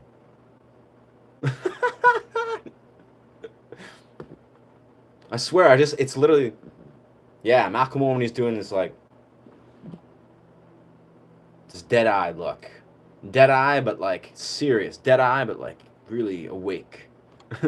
Yeah, I swear, that's the weirdest thing, man. All these different celebrity impression or celebrity people or whatever, it's like a different facial expression away. They're known for, like, a facial expression. That's great. I love this so much. I could definitely embrace this so much. They get really good at doing their facial expression. I don't know. Edward Scissorhands. I don't know about Edward, brother. We're pretty far from that.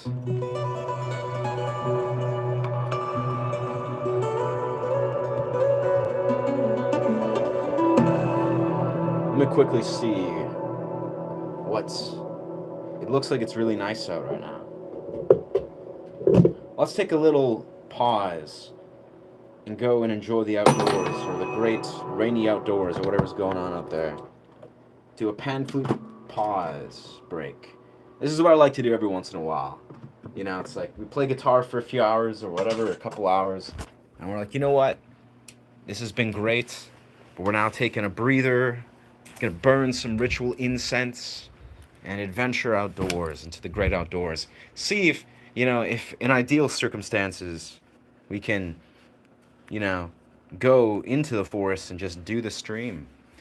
But, we don't always have that leisure. Though, in the next 24 hours, it's going to be really nice out. It's actually, the weather's going to shift into all sun for like 3, 4, 5 days. So that will be great. Yeah, it's pretty clear out.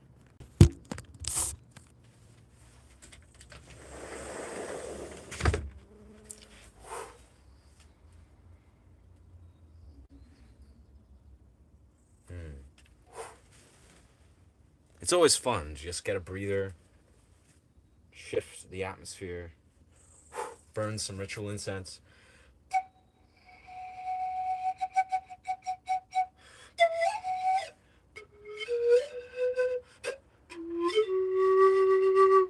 Kind of just throw all the keys out the window.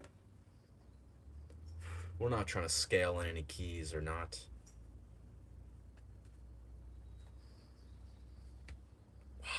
Man, it's magic. I think we're at this 2 hour mark. We're probably going to very soon go ahead and go for a running cold plunge. I mean, we could, if we desired to, we could bring our setup and go to the forests and stream out that way, but I don't know. C'est la vie. I think we've done a nice full 2 hour stream.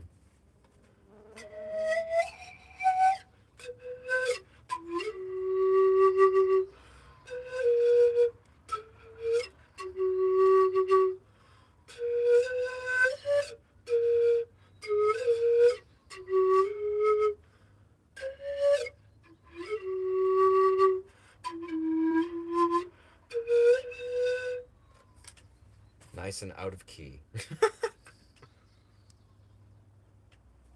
One man band. Hey, thank you. Yes, sir. That's kind of what I do. I kind of didn't do that intentionally. I just, you know, found myself attracted to many different dynamics, and it was just like, I don't have many musicians to jam with. Where I'm like, yes, like I know a good violinist or a good, I don't know, pan flute player that I can just at the drop of a hat play with. I'm very limited, I feel, with people that I can jam with, which works.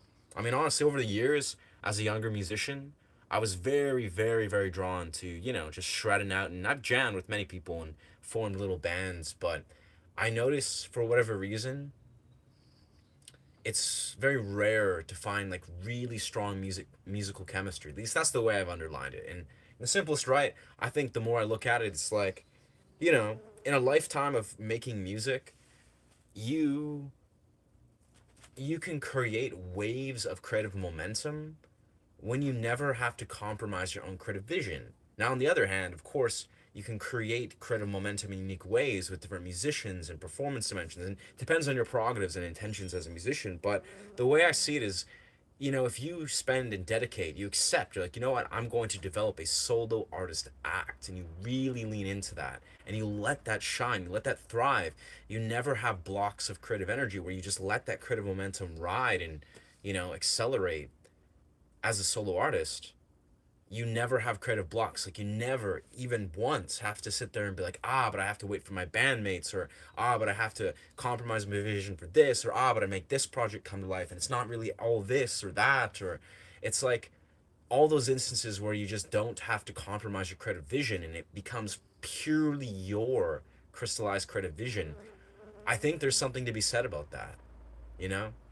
It's like, I think there's something powerful to be said about that context of all those moments where, instead of, losing momentum or creative blocks, or, having to, even just the simplest try, have another person that you rely on for XYZ creative expression, if you're apt and fluent at just summoning that in your solo context, extraordinary things happen.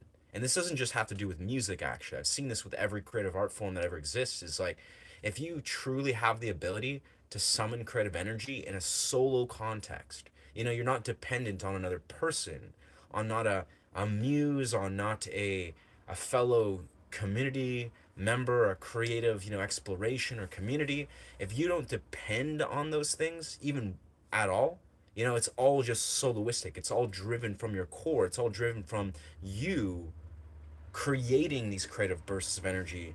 Then you basically create infinite waves of creative energy where there's just like there's no factor or variable that is dependent on you creatively, building momentum and thriving or not. But food for thought: do I have music school education, or do you learn to play instruments by myself? I went to Long McQuaid from ages 10 to 13. I did Long McQuaid. I did guitar lessons every Tuesday. But beyond that, like, so for about 2.5, just about 3 years, I did Long McQuaid every Tuesday. Beyond that, for the last, really the greater betterment of my music exploration has been all solo taught. Like that's the weirdest part about it. It's like I'd say the greater significant elements of how I learned to write music, to perform, all the real deep immersions relating to music, I 100% taught myself.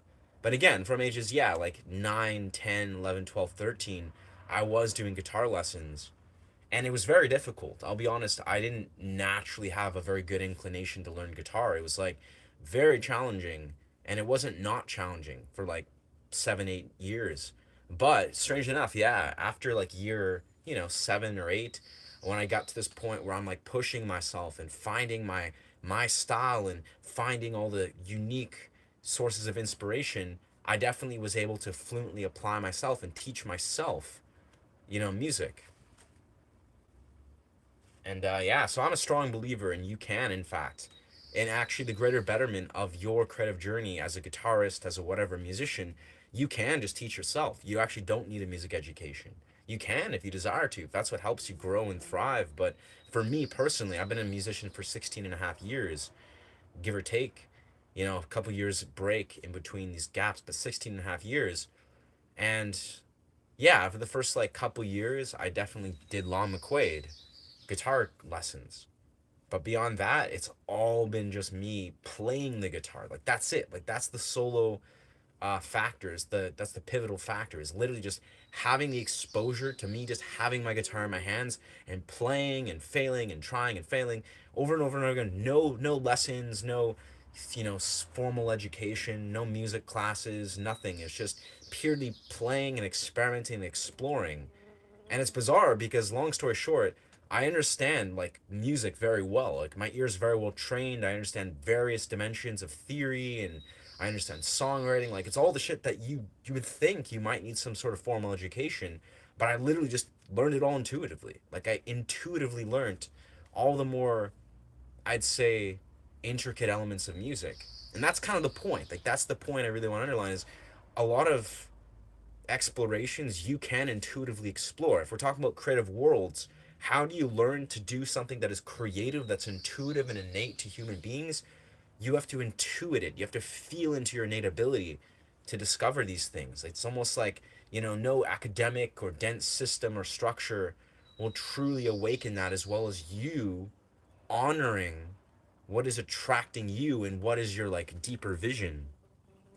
And honestly, I did the same thing with dance. Like that's the thing is I do the same thing with tutting.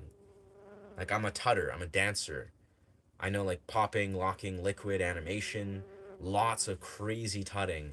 And for me, tutting is very similar to or to music, to guitar improv. It's basically the same thing. But anyway, with that, yeah, nice. Do you have a musical school that continues your inner transition? Souls expand your vessel because it remains the collective well-being of giving. Yeah, I mean, long story short, I think what I'm simply underlining is we as human beings have insane capacities to tap into innate intuitive wisdom that far supersedes the intellectualized wisdom. In my experience, I don't know. It depends on what you're trying to do. If you're trying to become, I don't know, whatever XYZ thing that maybe requires more intellectualization, perhaps. But even then, I'm a firm believer in we have infinite portals of intuitive wisdom. Like that's the truth. It's like, as the more you learn into or lean into like, like almost metaphysical philosophy and, spiritual dimensions, you kind of learn to see that as we are in portals of wisdom. We channel things. Like we don't just learn. We're not just like learning from our brain, being like, but based on this neurochemical and this cultural, dimension, then therefore I know this. We're channels. We're literally creative channels. Like we can extract information that's from deeper dimensions of channeling wisdom, channeling truth from our ancestors, from like larger sources of knowledge. So it's like if we were to try to limit ourselves to be like, but we can only learn externally, from this, that, the other, it's like we externally or internally can channel infinite dimensions of wisdom. And I've seen this in real time. Psychedelics help, truthfully. Psychedelics and empowering, the deeper dimensions of the mind and the psyche, but the internal wisdom is infinite. The intuitive internal wisdom. External dimensions are beautiful, they help. Like our community, the people around us, culture is beautiful and extraordinary. but the intuitive internal wisdom is infinite. It's a genuine infinite portal. Say la vie, I don't know.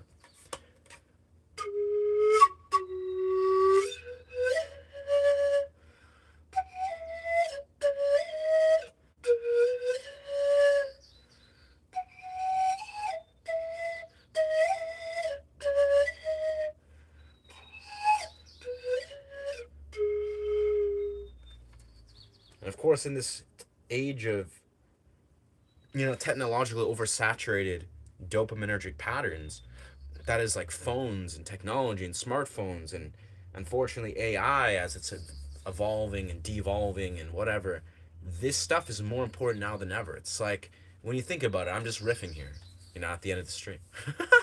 It's like, when you think about it, yeah, the internal wisdom of what we can ensue and channel far outweighs what the externalized truth and wisdom and perspective of what you think, is, well, wisdom. It's like, even when you understand, the material world, which is the external world, it's the sensory world, the external material world that we can sort of sensate.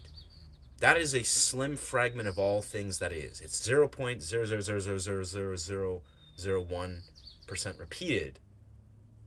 That is the material world, technology, the technological loops, artificial intelligence, your phones, all these things are the material world. And it's only 0.001% repeated of all that is. And it never is going to change.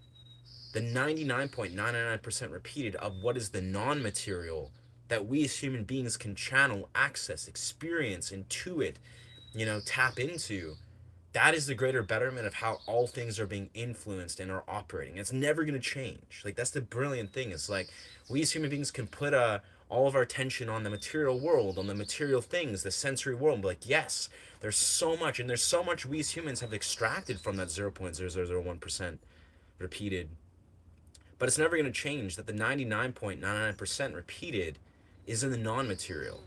It is in the innate, intuitive channel, the non-material, unknown sort of portal that human beings have the ability to channel and experience way beyond the material world. And just because we put so much emphasis on, like, yes, the material world, what our phones have, intellectualize this and that, and artificial intelligence, that doesn't mean that is going to ever outweigh the 99.9%.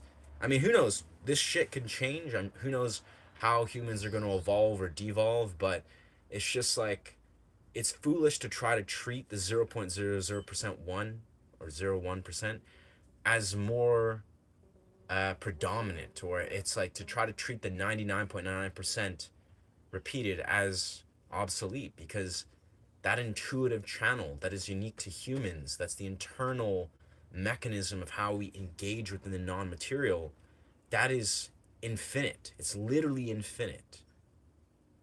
Anyways, food for thought. He's playing improvisation. Went out to get some air. Yeah. Nice. Is he playing something here? Yeah. Hey, welcome, Kason. Kason Ray.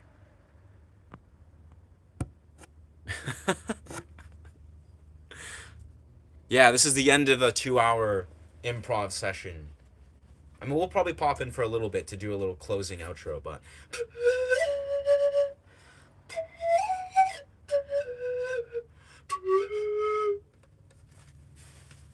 But yeah, I just feel the desire to just sit with my energy and enjoy this beautiful weather, because we're going to soon go for a nice cold plunge, but yeah.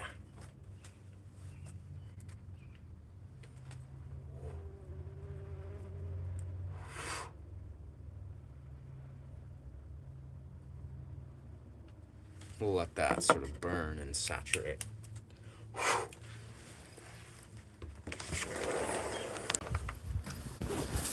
As we are.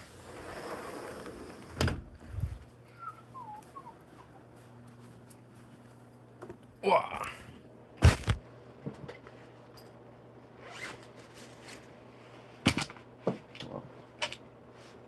We're probably going to go ahead and Yeah, make some pasta, do our cold plunge and run right quick. But with that,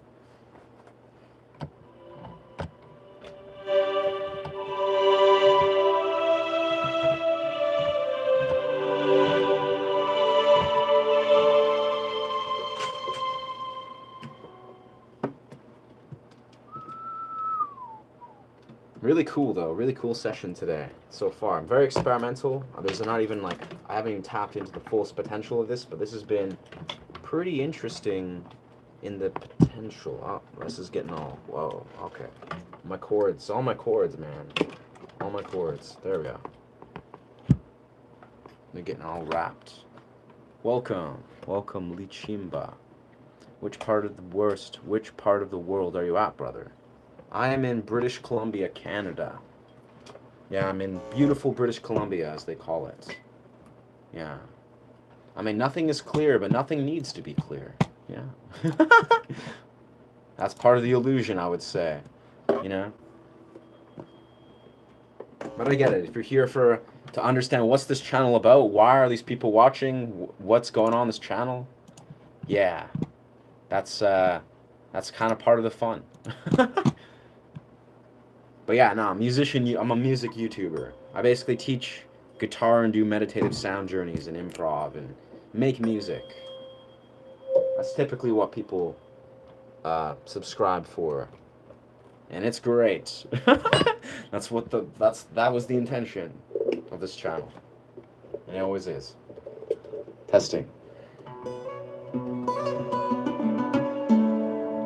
Yes.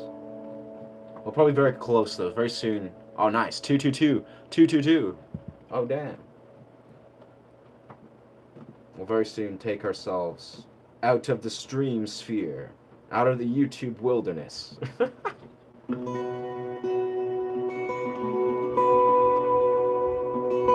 So far, so close at the same time. Nice. Oh, nice. Yeah, let's go. 100 likes. We're going to assume 100 likes translates into 5K. 5K views. Maybe 5.5K. Hopefully. Let's go. Let's get it.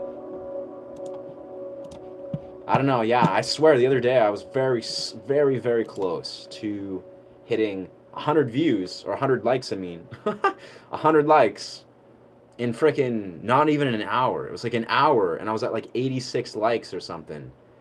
That was like record breaking. I think that was 2 days ago. I think part of it is I was chilling in a forest, of course, sitting by the river, playing guitar, you know, very chill. Like it was like kind of similar to this.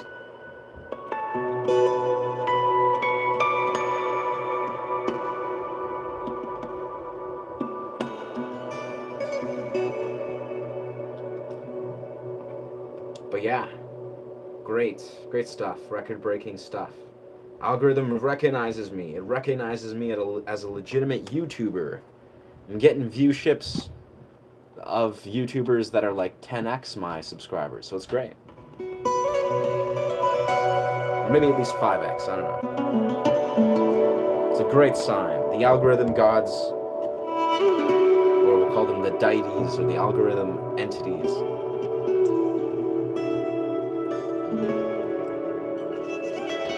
they're just on my side, as they usually are.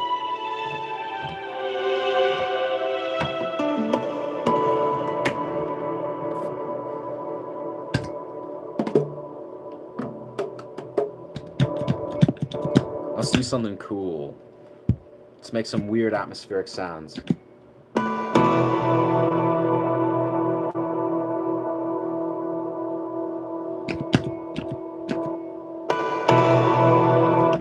We gotta like take off the high end and slice it.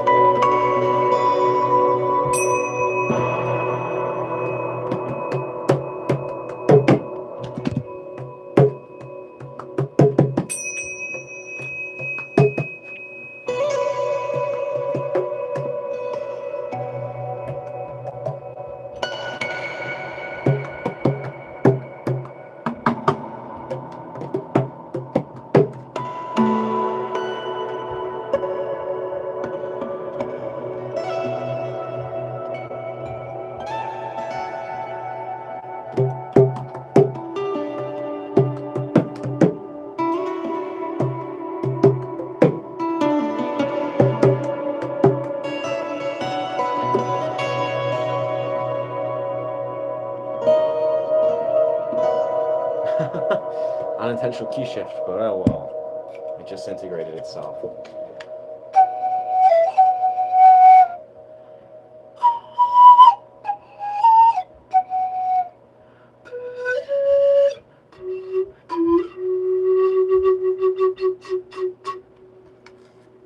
Hello. Thank you, Larry. Thank you, Larry. Makes the strings sound like a violin is amazing. Yeah, bro. It's truly. Yeah, it is. Very effective.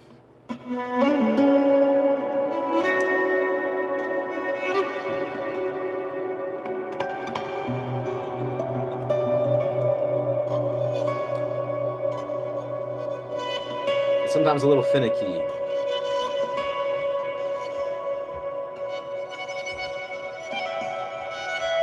I mean, it's just a violin bow. That is, you see, just a violin bow. It's not, yeah, it's just a miniature violin bow. Yeah. Where did you get this hat? I got this hat custom designed and made. True story. I designed it myself. Do a backflip. Get 250 likes. Nah, I don't think so. When I go on beaches and do backflips, I can confirm I don't get 250 likes. Oh, damn, we hit 100. Nice. Let's go. Nice. 100, yeah, 101. That looks so aesthetic. I don't know, I've never seen that on my screen.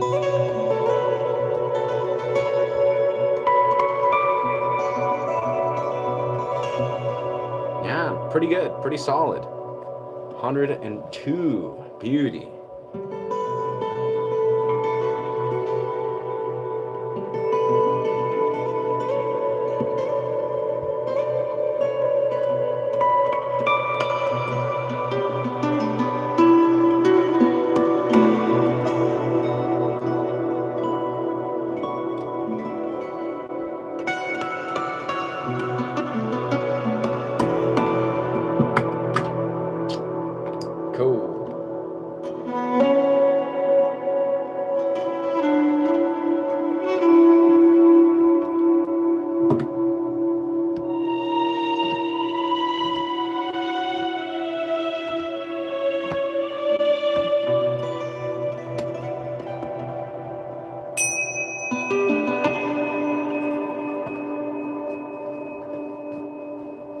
Let's loop up something. I don't know.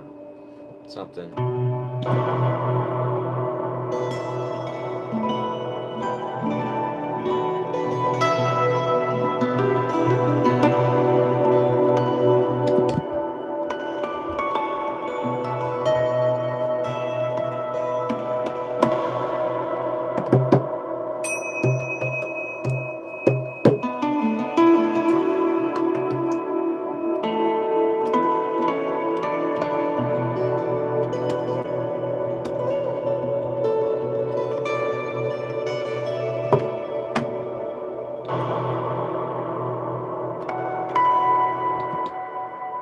Kind of like this loop, so we'll save this. We'll save this guy.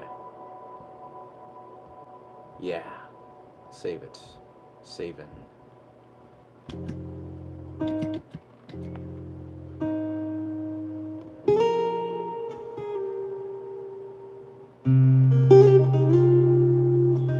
This is a loop I had from a long time ago. I'm trying to see if I should rewrite this. It's got a nice sound. I don't know if I should rewrite this. Maybe I'll just write over top of it. I don't know. Let's see. What key is this?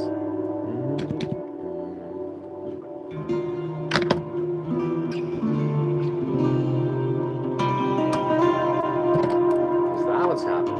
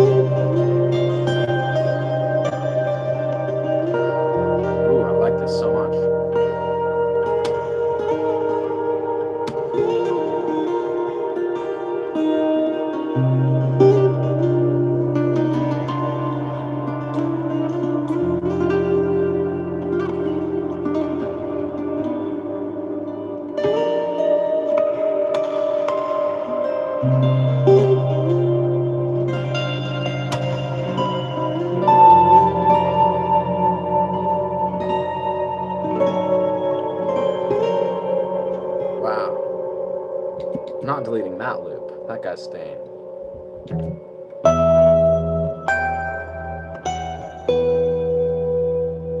These are loops I wrote a long time ago. Not very mastered.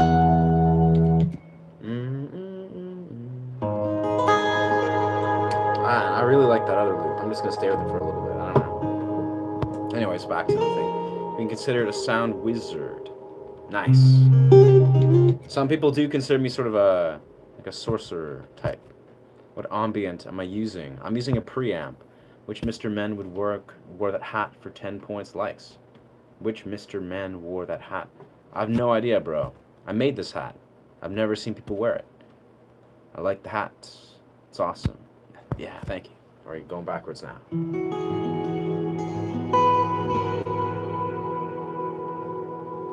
Let's see what's going on.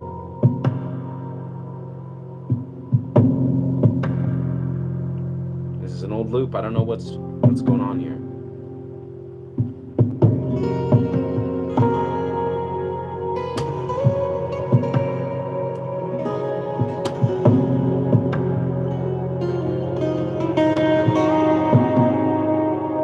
We can overwrite this one. It's just a simple percussive bit, and we can make it better.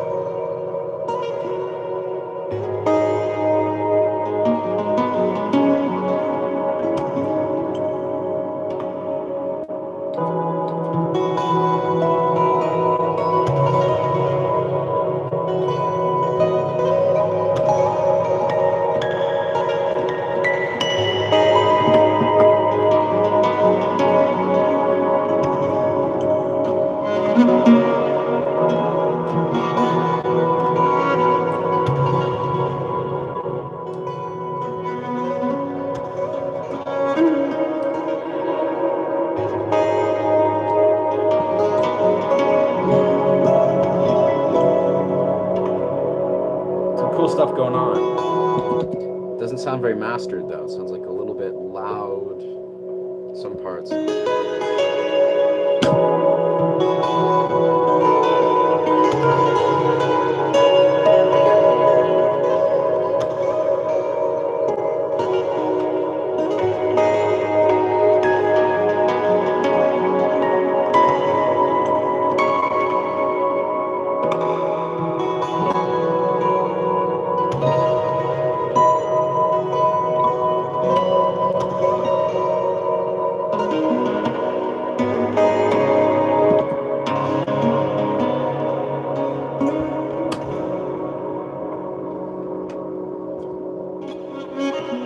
Now we're truly looping, it seems. Yeah.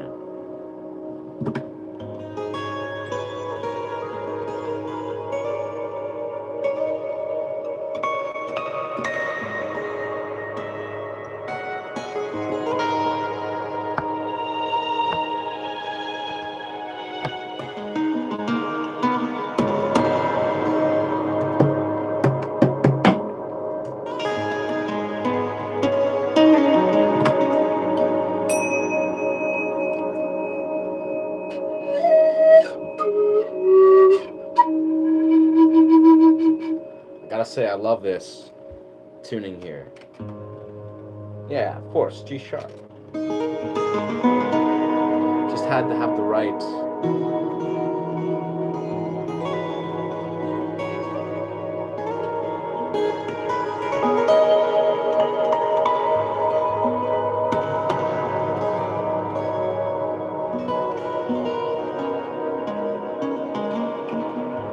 The right chord progression.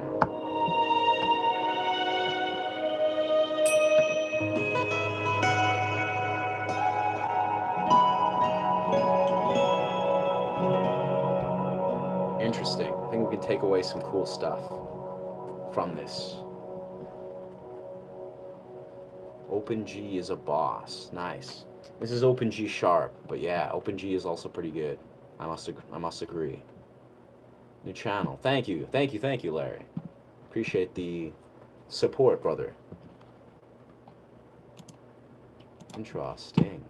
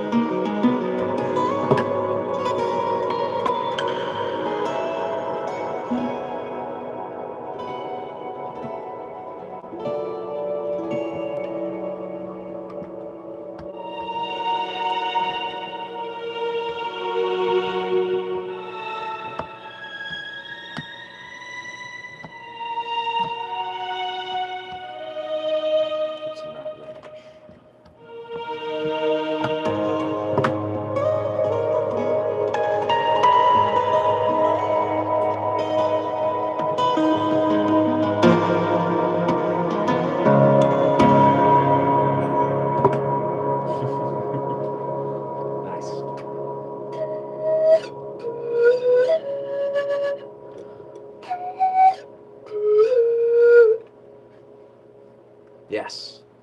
Nah, I do not desire to become demonetized, so no. That's a no, thank you.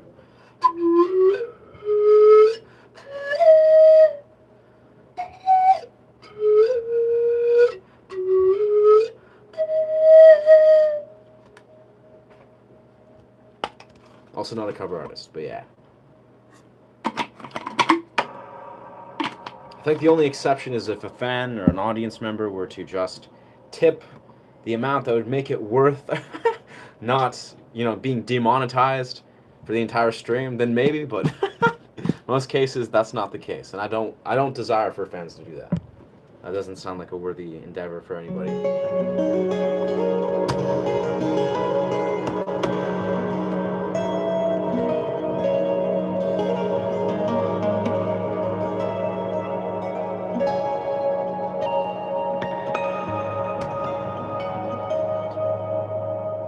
I wonder how that works, though. I really wonder.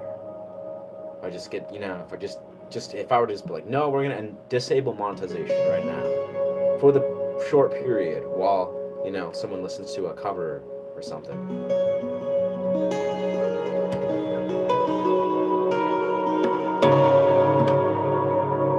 Nice. Yes. Yeah, the pan flute is a beautiful one.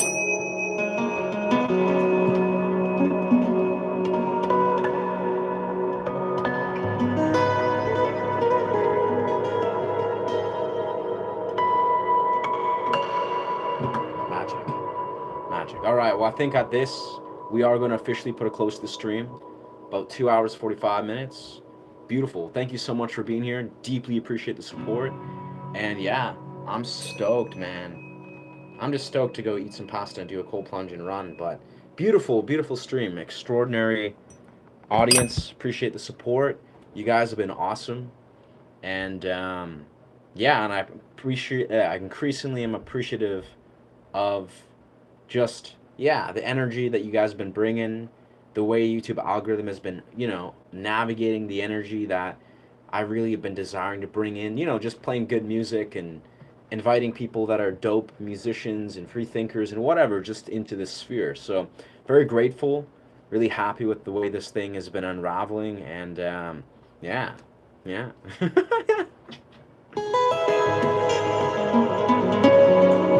Big success, much success. But yes.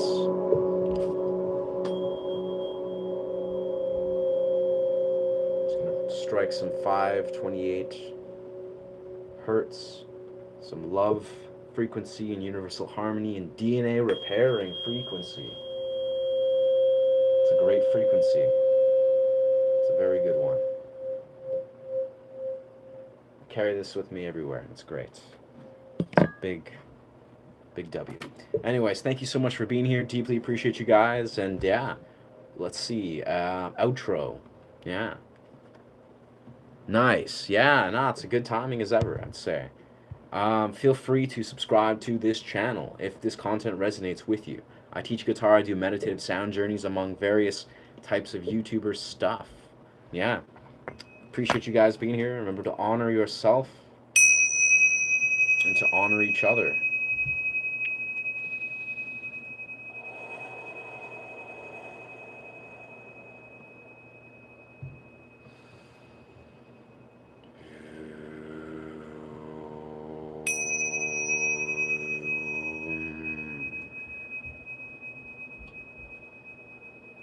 Amazing. Thank you. Hope you guys enjoy your day. And yeah, if you desire to support this channel, I do have a Ko-Fi. Basically, it's a program where or a platform you can tip your creators without the 30% overhead that YouTube takes. No pressure, no expectations. But if you desire to, Ko-Fi ASE. Ko-Fi, Ko-Fi-ASE. But yeah, with that, thank you so much for being here. Appreciate the support. I have those too. Love it. Yeah, it's a phenomenal instrument. Ciao. Appreciate you, Joe PT.